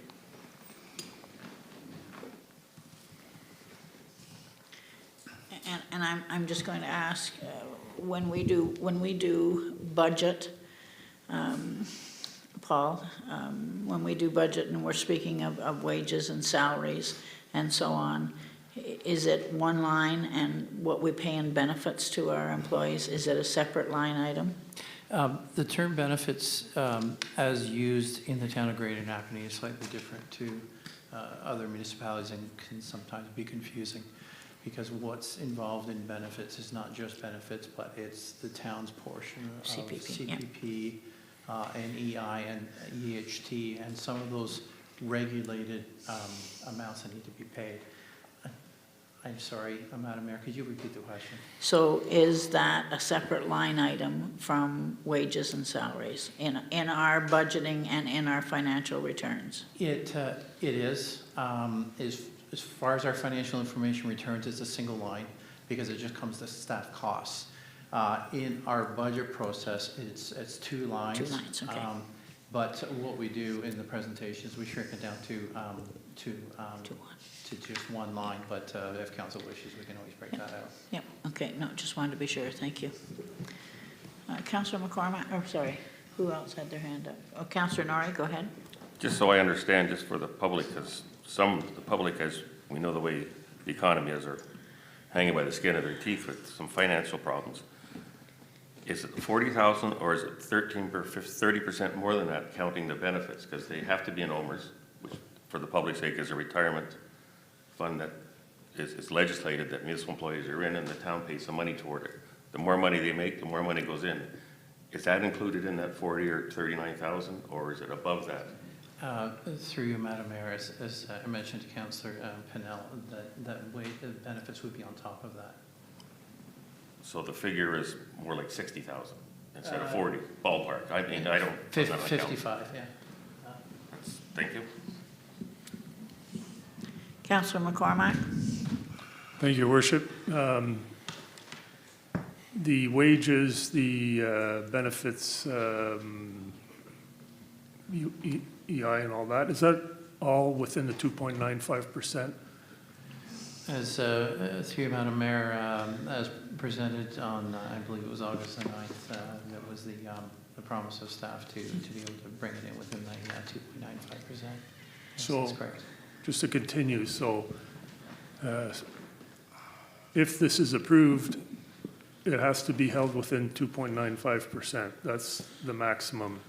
And it's up to our CAO and the rest of staff to manage within that amount, and that's what's been approved for 2023.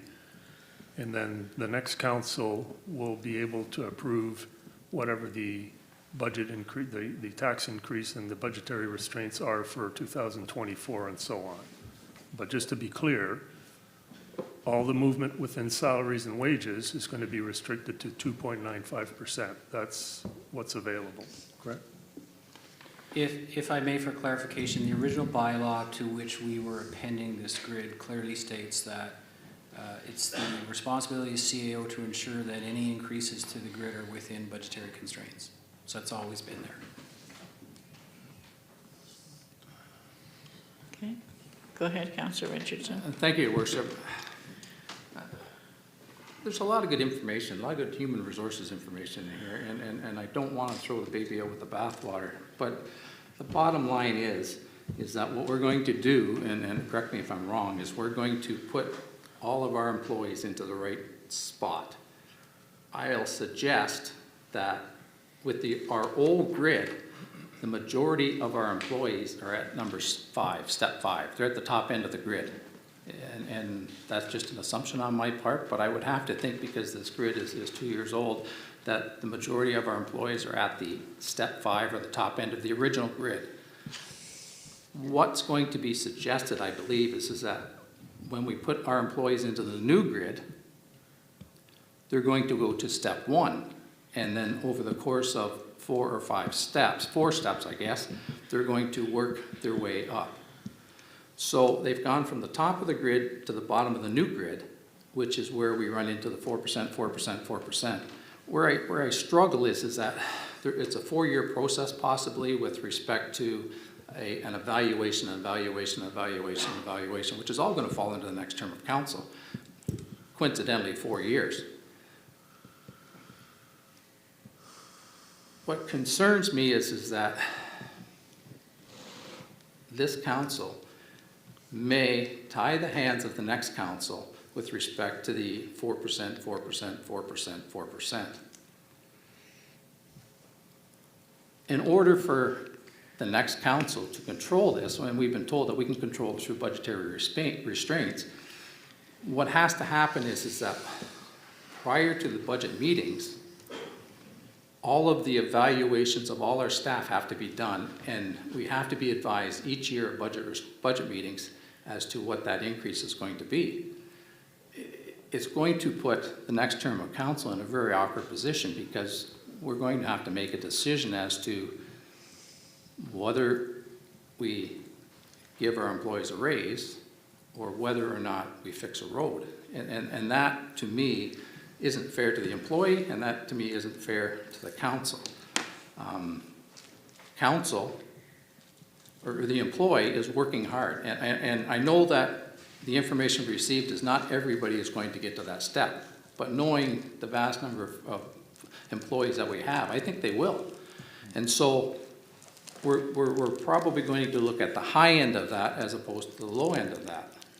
And in order for council to maintain control of the budget, we have to ask the question at budget time each and every year, how many employees are going to move to the next step, and what's that going to cost? And I just don't think that's fair to staff. I don't think that's fair to council. And I could be completely wrong, but that's how I'm interpreting it. So, thank you.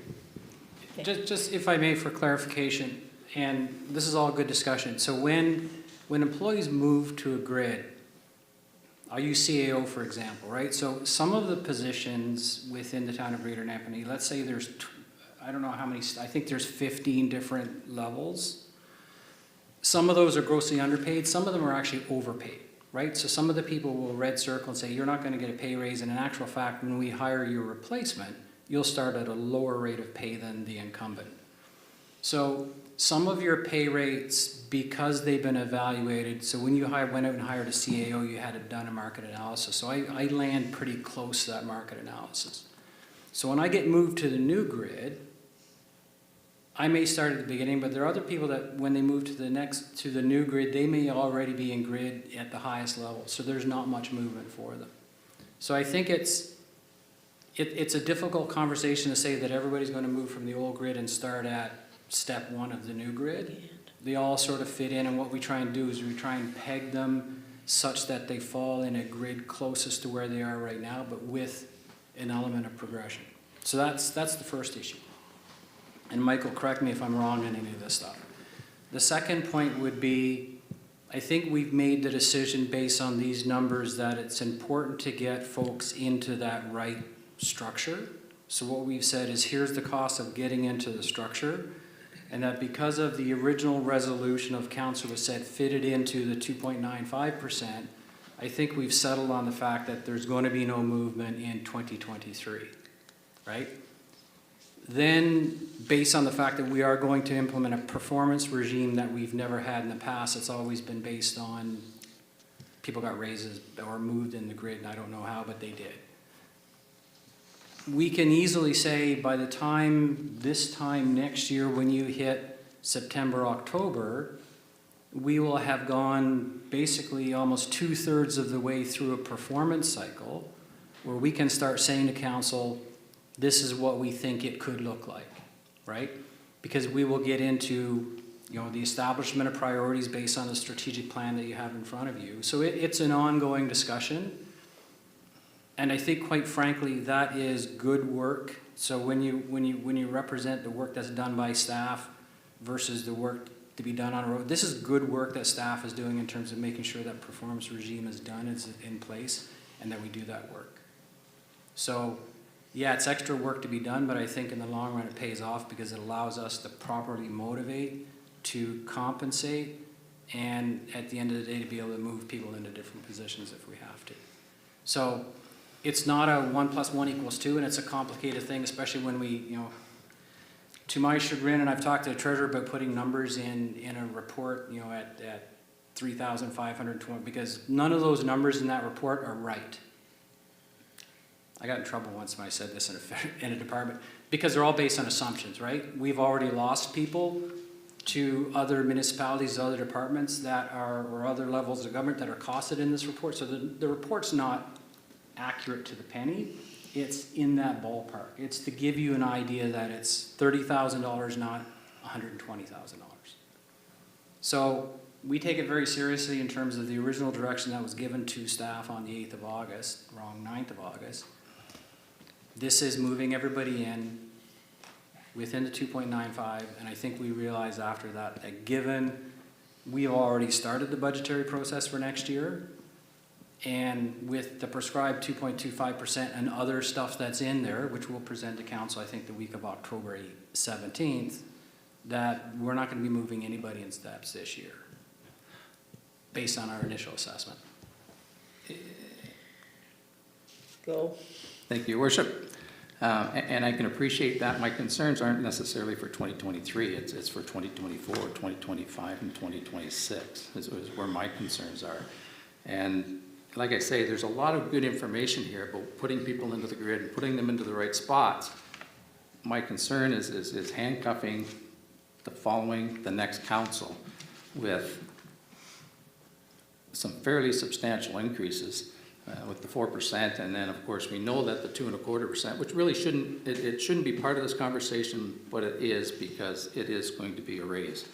So my concern is we can try and control it for 2023.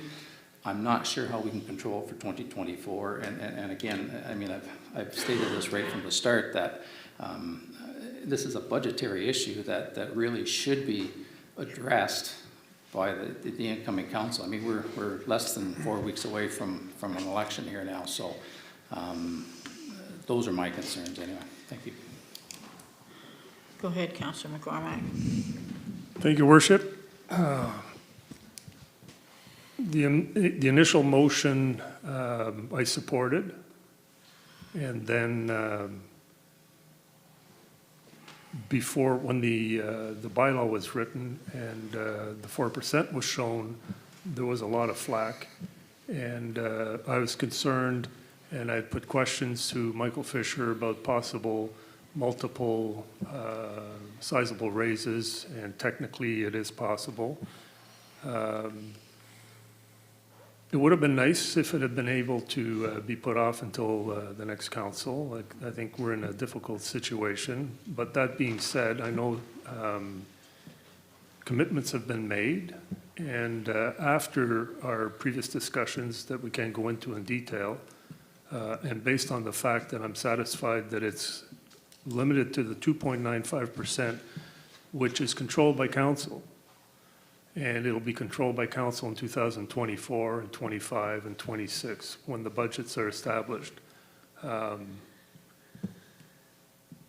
did a lot of research, personal research to other HR experts, and I was, educated on the process. So this is a standard way of doing things. So I supported the motion. Then I supported the tabling of the motion by Councillor Norrie to put it off. And then we had further discussions. I must say that I'm satisfied that it's governed by the budgetary process. And so I'm prepared to support that we rescind the motion that was tabled. And I'd support proceeding with the package as presented. Thank you. Anyone else? Go ahead, Councillor Johnson, and then we're going to get something on the floor and get this moved one way or the other. Thank you, Mayor. I appreciate the comments by Councillor Richardson and his unwillingness to bind the future council to a strict cost schedule. I think, and from phone calls I've had from the public, I think there's a misconception that the 4 steps happen 4 years in a row. And I'm going to throw a comment out here that I know nothing about. So in the nursing career, if you are a nurse, you get hired at an entry-level wage. Over your career as a nurse, you can expect to raise over several levels within your skill level of nursing. That might take 15 years. Mm-hmm. It might take you 15 years to get to that 5th level of nursing, unless you go back to school, you learn new skills, and then you step up a grade. And I think the perception in the public is that these changes in steps are going to be an annual event. And the plan presented is not that. The plan presented is to take somebody in their career from an entry-level position to the top end of their profession, regardless of what level they're in within our organization. So considering that and trying to clearly, I don't know how better to explain it so the public understands, this is not a guaranteed wage increase on a yearly basis. This is a plan for somebody's career. And in that instance, I also support what Mr. John McCormick has said in that we stick with our first initial resolution and go forward. Thank you. Deputy Mayor? Oh. May I? Absolutely. I want to, thank you. I want to speak to the 4% in a couple ways. It's been referred to a few times as being automatic, as being whatever. And I want it clearly stated, contrary to Councillor Richardson's assumptions, the 4% is not an automatic anything for anybody, and in fact, it doesn't handcuff the future council in 24 or future. On the contrary, it gives absolute control to senior managers, senior leadership, and council that any step which would be 4% is only given if the performance review it suggests it's earned, and if council approves it across the board at budget times. So that's 2 levels of control that we don't have now. And secondly, I'll point out that the 4% step, which is uniform across the entire grid, is actually less than most of the steps that existed on the previous grid. Sorry, less than all previous steps and significantly less than some. And by and large, the most important part of all this is it is making everything about the grid clear, transparent, and it's creating a very clear and obvious policy that is uniform across the structure, treats every member of the organization equally and fairly. And I want to make sure that's clearly stated, because assumptions are assumptions, but that's in the policy, and that's clear. And I would support remaining with the August 9th decision and rescinding the September 13th, although I'm not enabled to make that motion. Your Worship, if I may respond? Sure, and then we are going to get something on the floor, because otherwise we'll be here till tomorrow. When we look at the former salary grid and the steps between step 1 and step 2, step 1 and step 2, the only levels that are more than 5% is grade 9, which is 5.8%, and grade 10, which is 4.5%. We look at steps 2 to step 3, the only one that's more than 4% is step 1, which is 5.8%, and grade 9, which is 5.56%. And then when we go to 3 and 4, and then 4 and 5, the only ones that are above 4% are grade 0, grade 1, and grade 2. And then a grade 3, which is 4.17, which is it's similar to grade 2, which is 4.17. So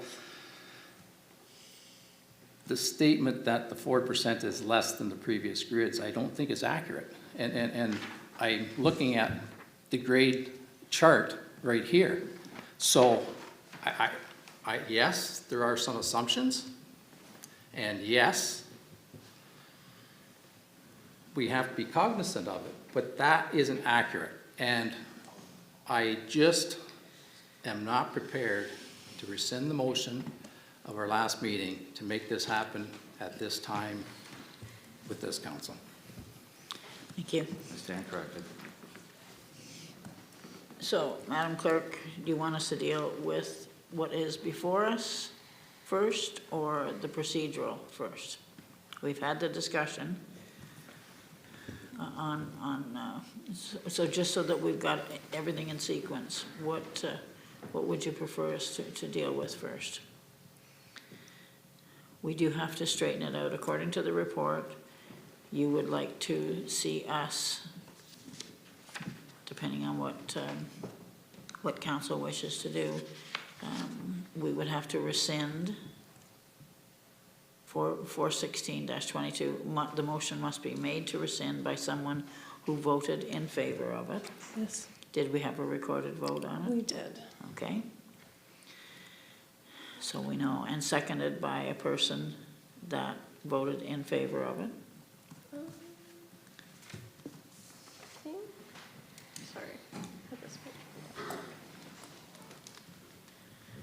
If I may, Your Worship, while the clerk is doing it, we're at a 2-hour mark, so it might be appropriate. I don't want to make potentially the same mistake we made before by not conferring with the clerk to make sure that we're legislatively correct. So if we could take a break, and I'll confer with the clerk to make sure, because what we're trying to deal with, I think, and we'll confer with that, is the motion on September the 13th.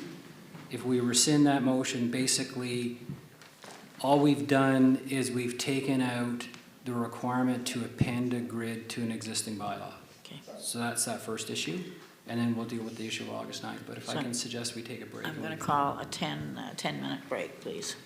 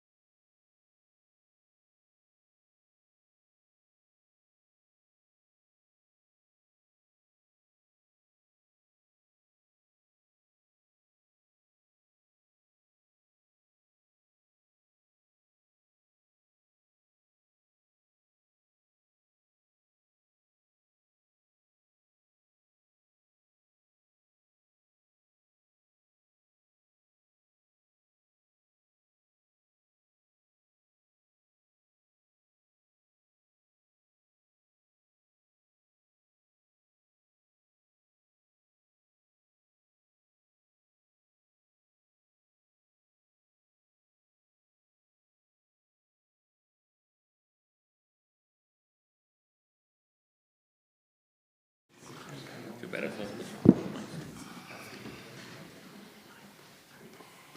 Okay, we're live again, folks, thank you. Okay, where are we moving on this, council? We've knocked it around 2 or 3 times.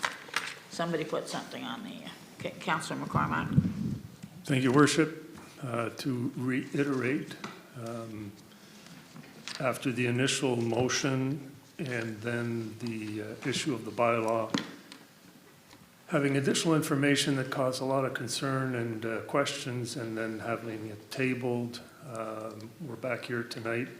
In the interim, we did have a meeting that enabled me to get answers to the questions that I had, and I wanted to be reassured that the compensation package was controlled by the budget, so that therefore there's whatever council approves as a budget on an annual basis is the governing part of the finances for anything, including compensation package. So I'm going to make a motion that we rescind the motion, the last motion that tabled the decision on the bylaw. And then after that, I would make the motion that we proceed with the bylaw as presented to us. Forget the date, but. Okay, so we're going to deal with them individually, Madam Clerk. Is that what you want for the rescind? The Councillor McCormack is moving to rescind 416/22. Moved by Councillor McCormack. Do I have a seconder? Councillor Johnson. Excuse me, Mayor, I have a question. Certainly. I thought in order to rescind it, one of the original people who put the motion forward had to... Someone that voted in favor. Is that right? Through your worship. So the process for a reconsider or a rescind is that the motion has to be put forward by somebody who voted with the majority. In this instance, for the resolution under consideration, everyone except Deputy Mayor Kaiser voted in favor of the resolution. So. Okay, so moved by Councillor McCormack. Do I have a seconder? Councillor Johnson. Any further comments or questions? And this is the motion to rescind 416/22, which was for the deferral. Your worship. Go ahead, Councillor Richardson. To rescind the original motion, is it just simply... Which motion are you referring to as the original? The one we're speaking about. 416/22. That's correct. Okay. The one we're speaking about today, in which the, to rescind that motion, is it just simply a vote, 4-3, or 5-2, or 6-1, or do we need 2/3 to rescind it? Go ahead. 2/3. Through your worship, 2/3 is required for any motion to reconsider or to... Which is 5 votes. Yeah, which is 5 out of 7. Thank you. Okay.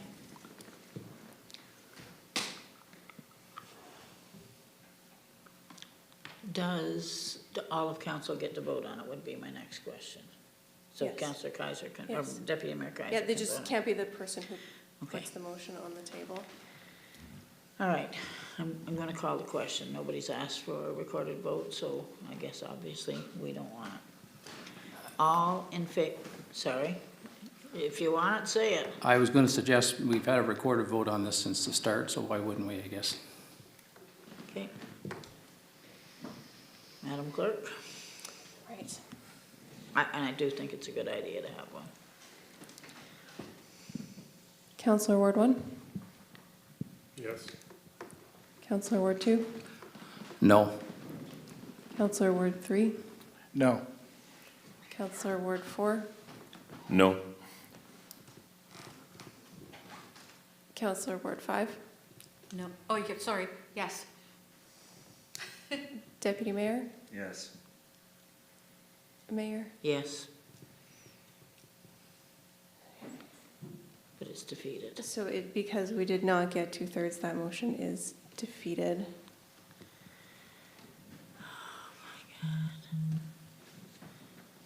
So where do we sit now?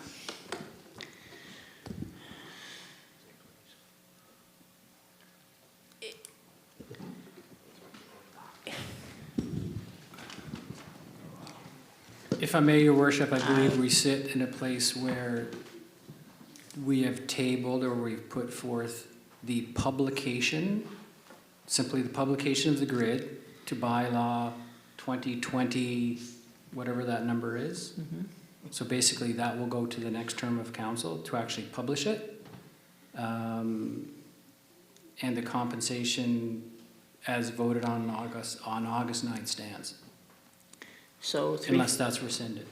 340-22, which is the approve the recommendations as presented in the confidential compensation, and further the staff be directed to bring a bylaw September the 13th.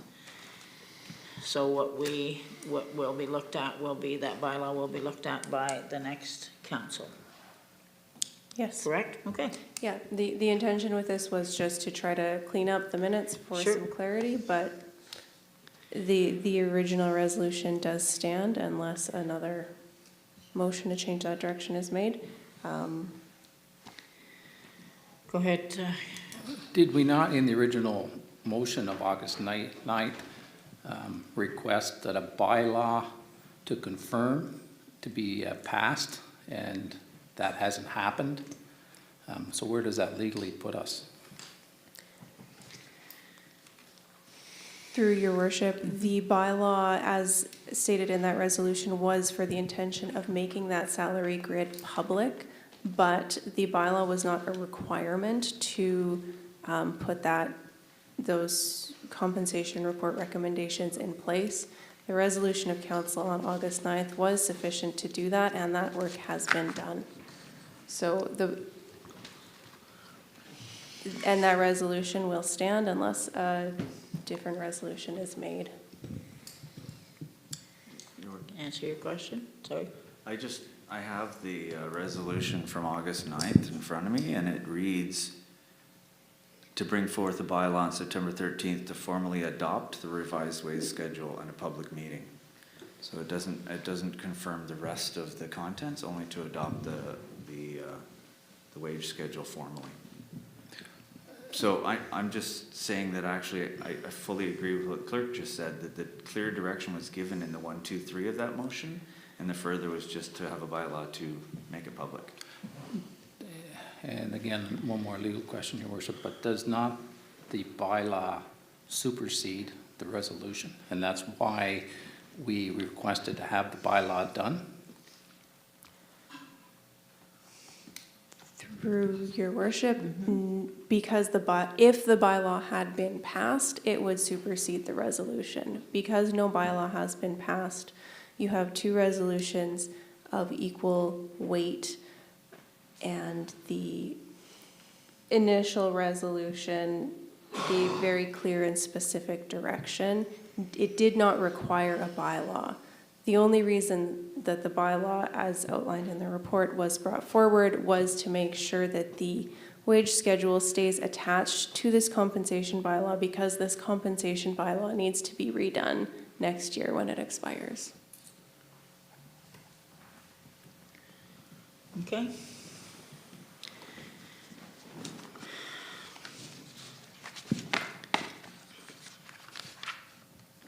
We're going to move on here. Do we have everything voted on? We have everything. We could do a note and receive on the staff report. Okay, note and receive on the staff report for the compensation. Deputy Mayor Kaiser, Councillor McCormack. All in favor of that motion? Motion opposed? Okay. Motion is carried. Strategic plan approval. Mr. Pinsent.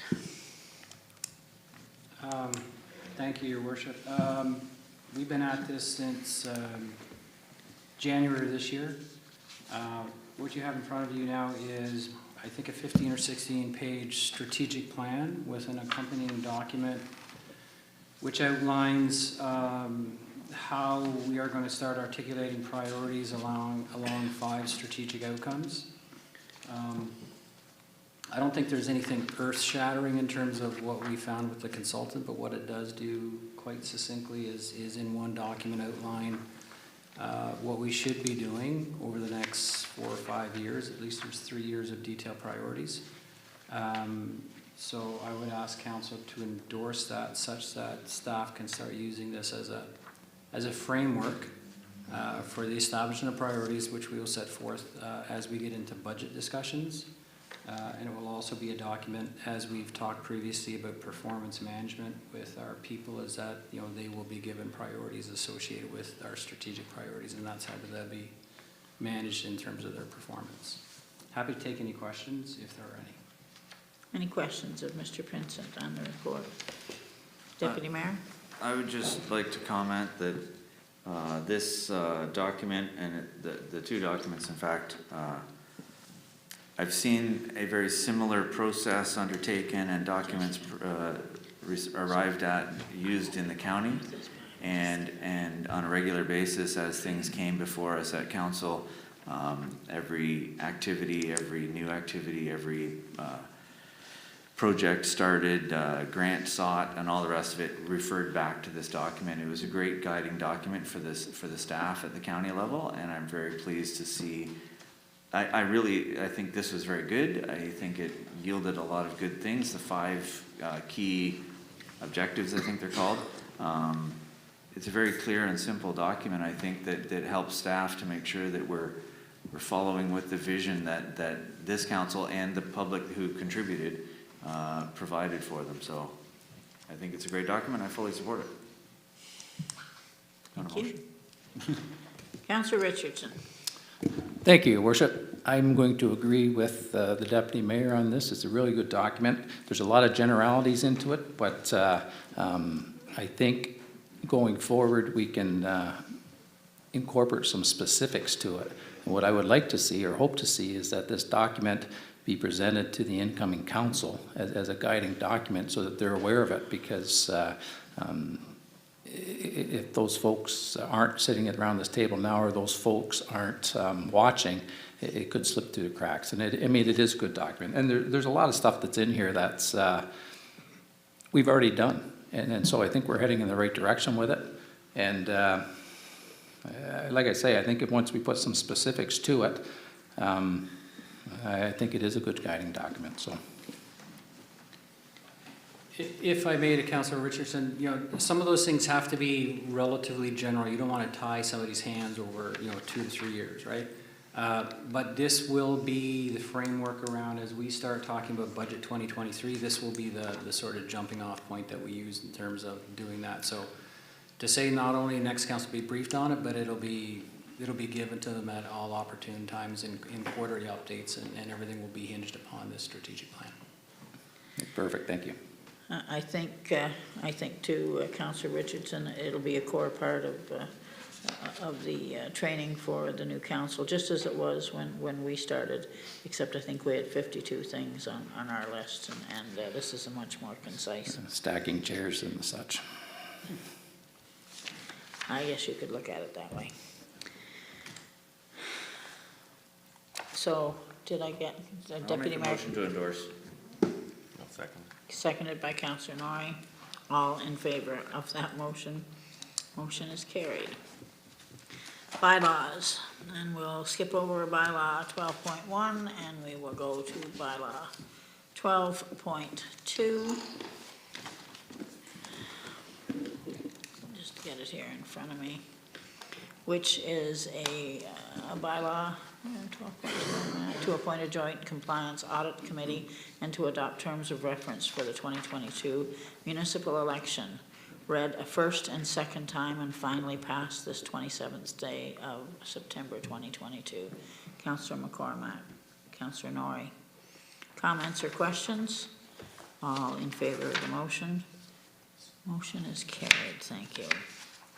12.3, which is a bylaw to provide for the acquisition of lands for the purpose of establishing a nature reserve, being all of PIN 45087-0278, 45087-0279, 45087-0022, and finally 45087-280, and to repeal bylaw number 22048. Read a first and second time and finally passed this 27th day of September 2022. Moved by Councillor Norrie, Councillor Johnson. Any further comments or questions? Seeing none, all in favor of the motion? Motion is carried, thank you. Any new business? Notice of motion, Councillor Johnson introduced a notice of motion September the 13th, so Councillor Johnson, I will either let you read or just simply look for a seconder for your motion and then we'll open it for discussion. I'd prefer to read, thank you. Certainly. Whereas our municipal partners in Eastern Ontario have prepared a report outlining the need for better commuter train service along the 401 corridor titled The Case for Getting Via Train 651 Back on Track, and whereas affordable public transportation is needed for Greater Napanee and area residents to access education and training, jobs and business activities and medical appointments, and to support local tourism. Now and therefore be it resolved that the Council of the Town of Greater Napanee endorse the results of the report and provide a letter of support to the President of Via Rail requesting the return of Train 651 with a copy sent to our local MPP, and further that Council endorse staff to continue working with our regional municipalities to advocate for improved rail transit. Do I have a seconder for it? Councillor Norrie. Discussion. Go ahead, Councillor Johnson. Can I add just a couple of points to that, please? Certainly can. So Not as part of the motion, just as part of your discussion, Not as part of the motion, okay? just as a discussion. Thank you. So initially, in January of 2020, this council and staff worked on adding stops to our current Via Rail train service, and then there was COVID. And since then, one of the main routes that people were using, Route 651, was canceled. I have had conversations with people in the community who have worked or tried to influence the return of this even before the case for getting VIA train, oh my goodness, I can't speak, Via train 651 back on track, even before that publication became known. They have had communications with, in the letter writing campaign, the minister, and I'm not going to pronounce this correctly, but sincere apologies, the Minister of Transportation, Minister Algabra, Shelby Cramp Newman, our current MPP, NDP transport critic Taylor Backren. Also, there has been communication back and forth with Honourable Minister David Piccini, and progress has not been made over the last 2 years. I think people are asking why Napanee was not part of this conversation earlier, and I will ask, thank you, Mr. Zetterberg, for your information, and if I misquote you, please correct me. But when the report was commenced, it was brought to upper tiers of municipal government, and Napanee was not included at that point in time. The communities that were included were,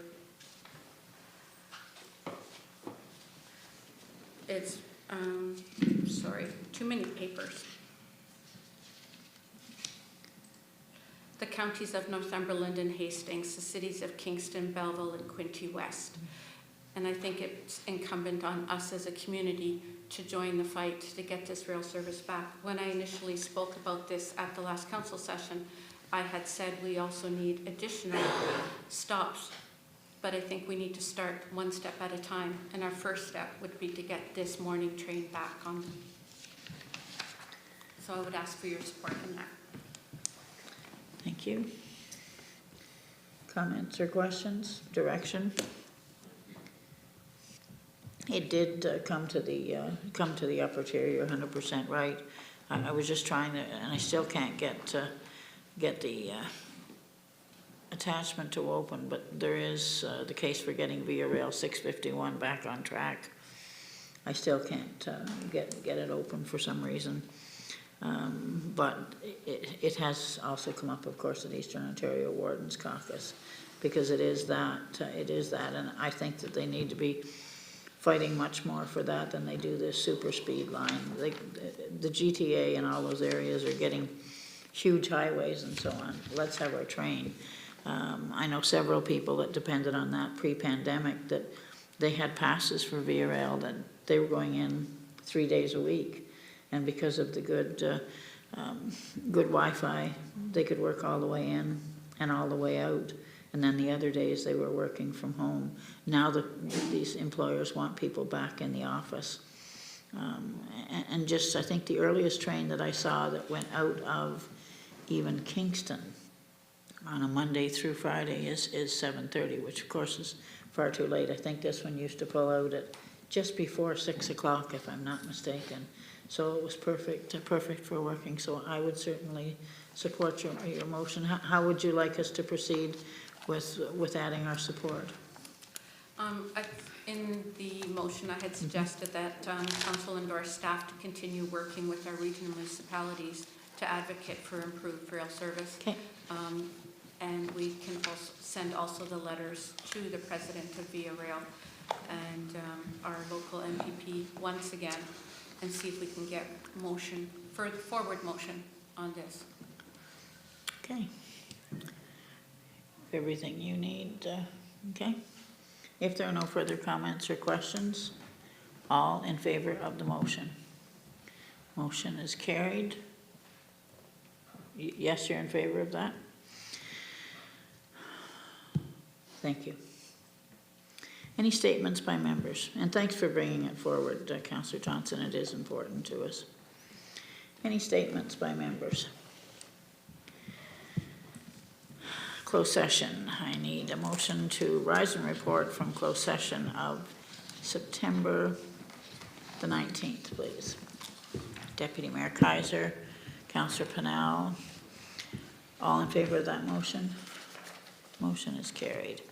A special council meeting of September the 19th, council received information on a matter related to labor relations and advice that is subject to solicitor-client privilege and gave direction to staff. A bylaw to confirm the proceedings of the council of the corporation of the town of Greater Napanee. First, second, and third. I'll go Councillor Richardson, Councillor Johnson. All in favor of that motion? Motion is carried. Thank you. Motion to adjourn.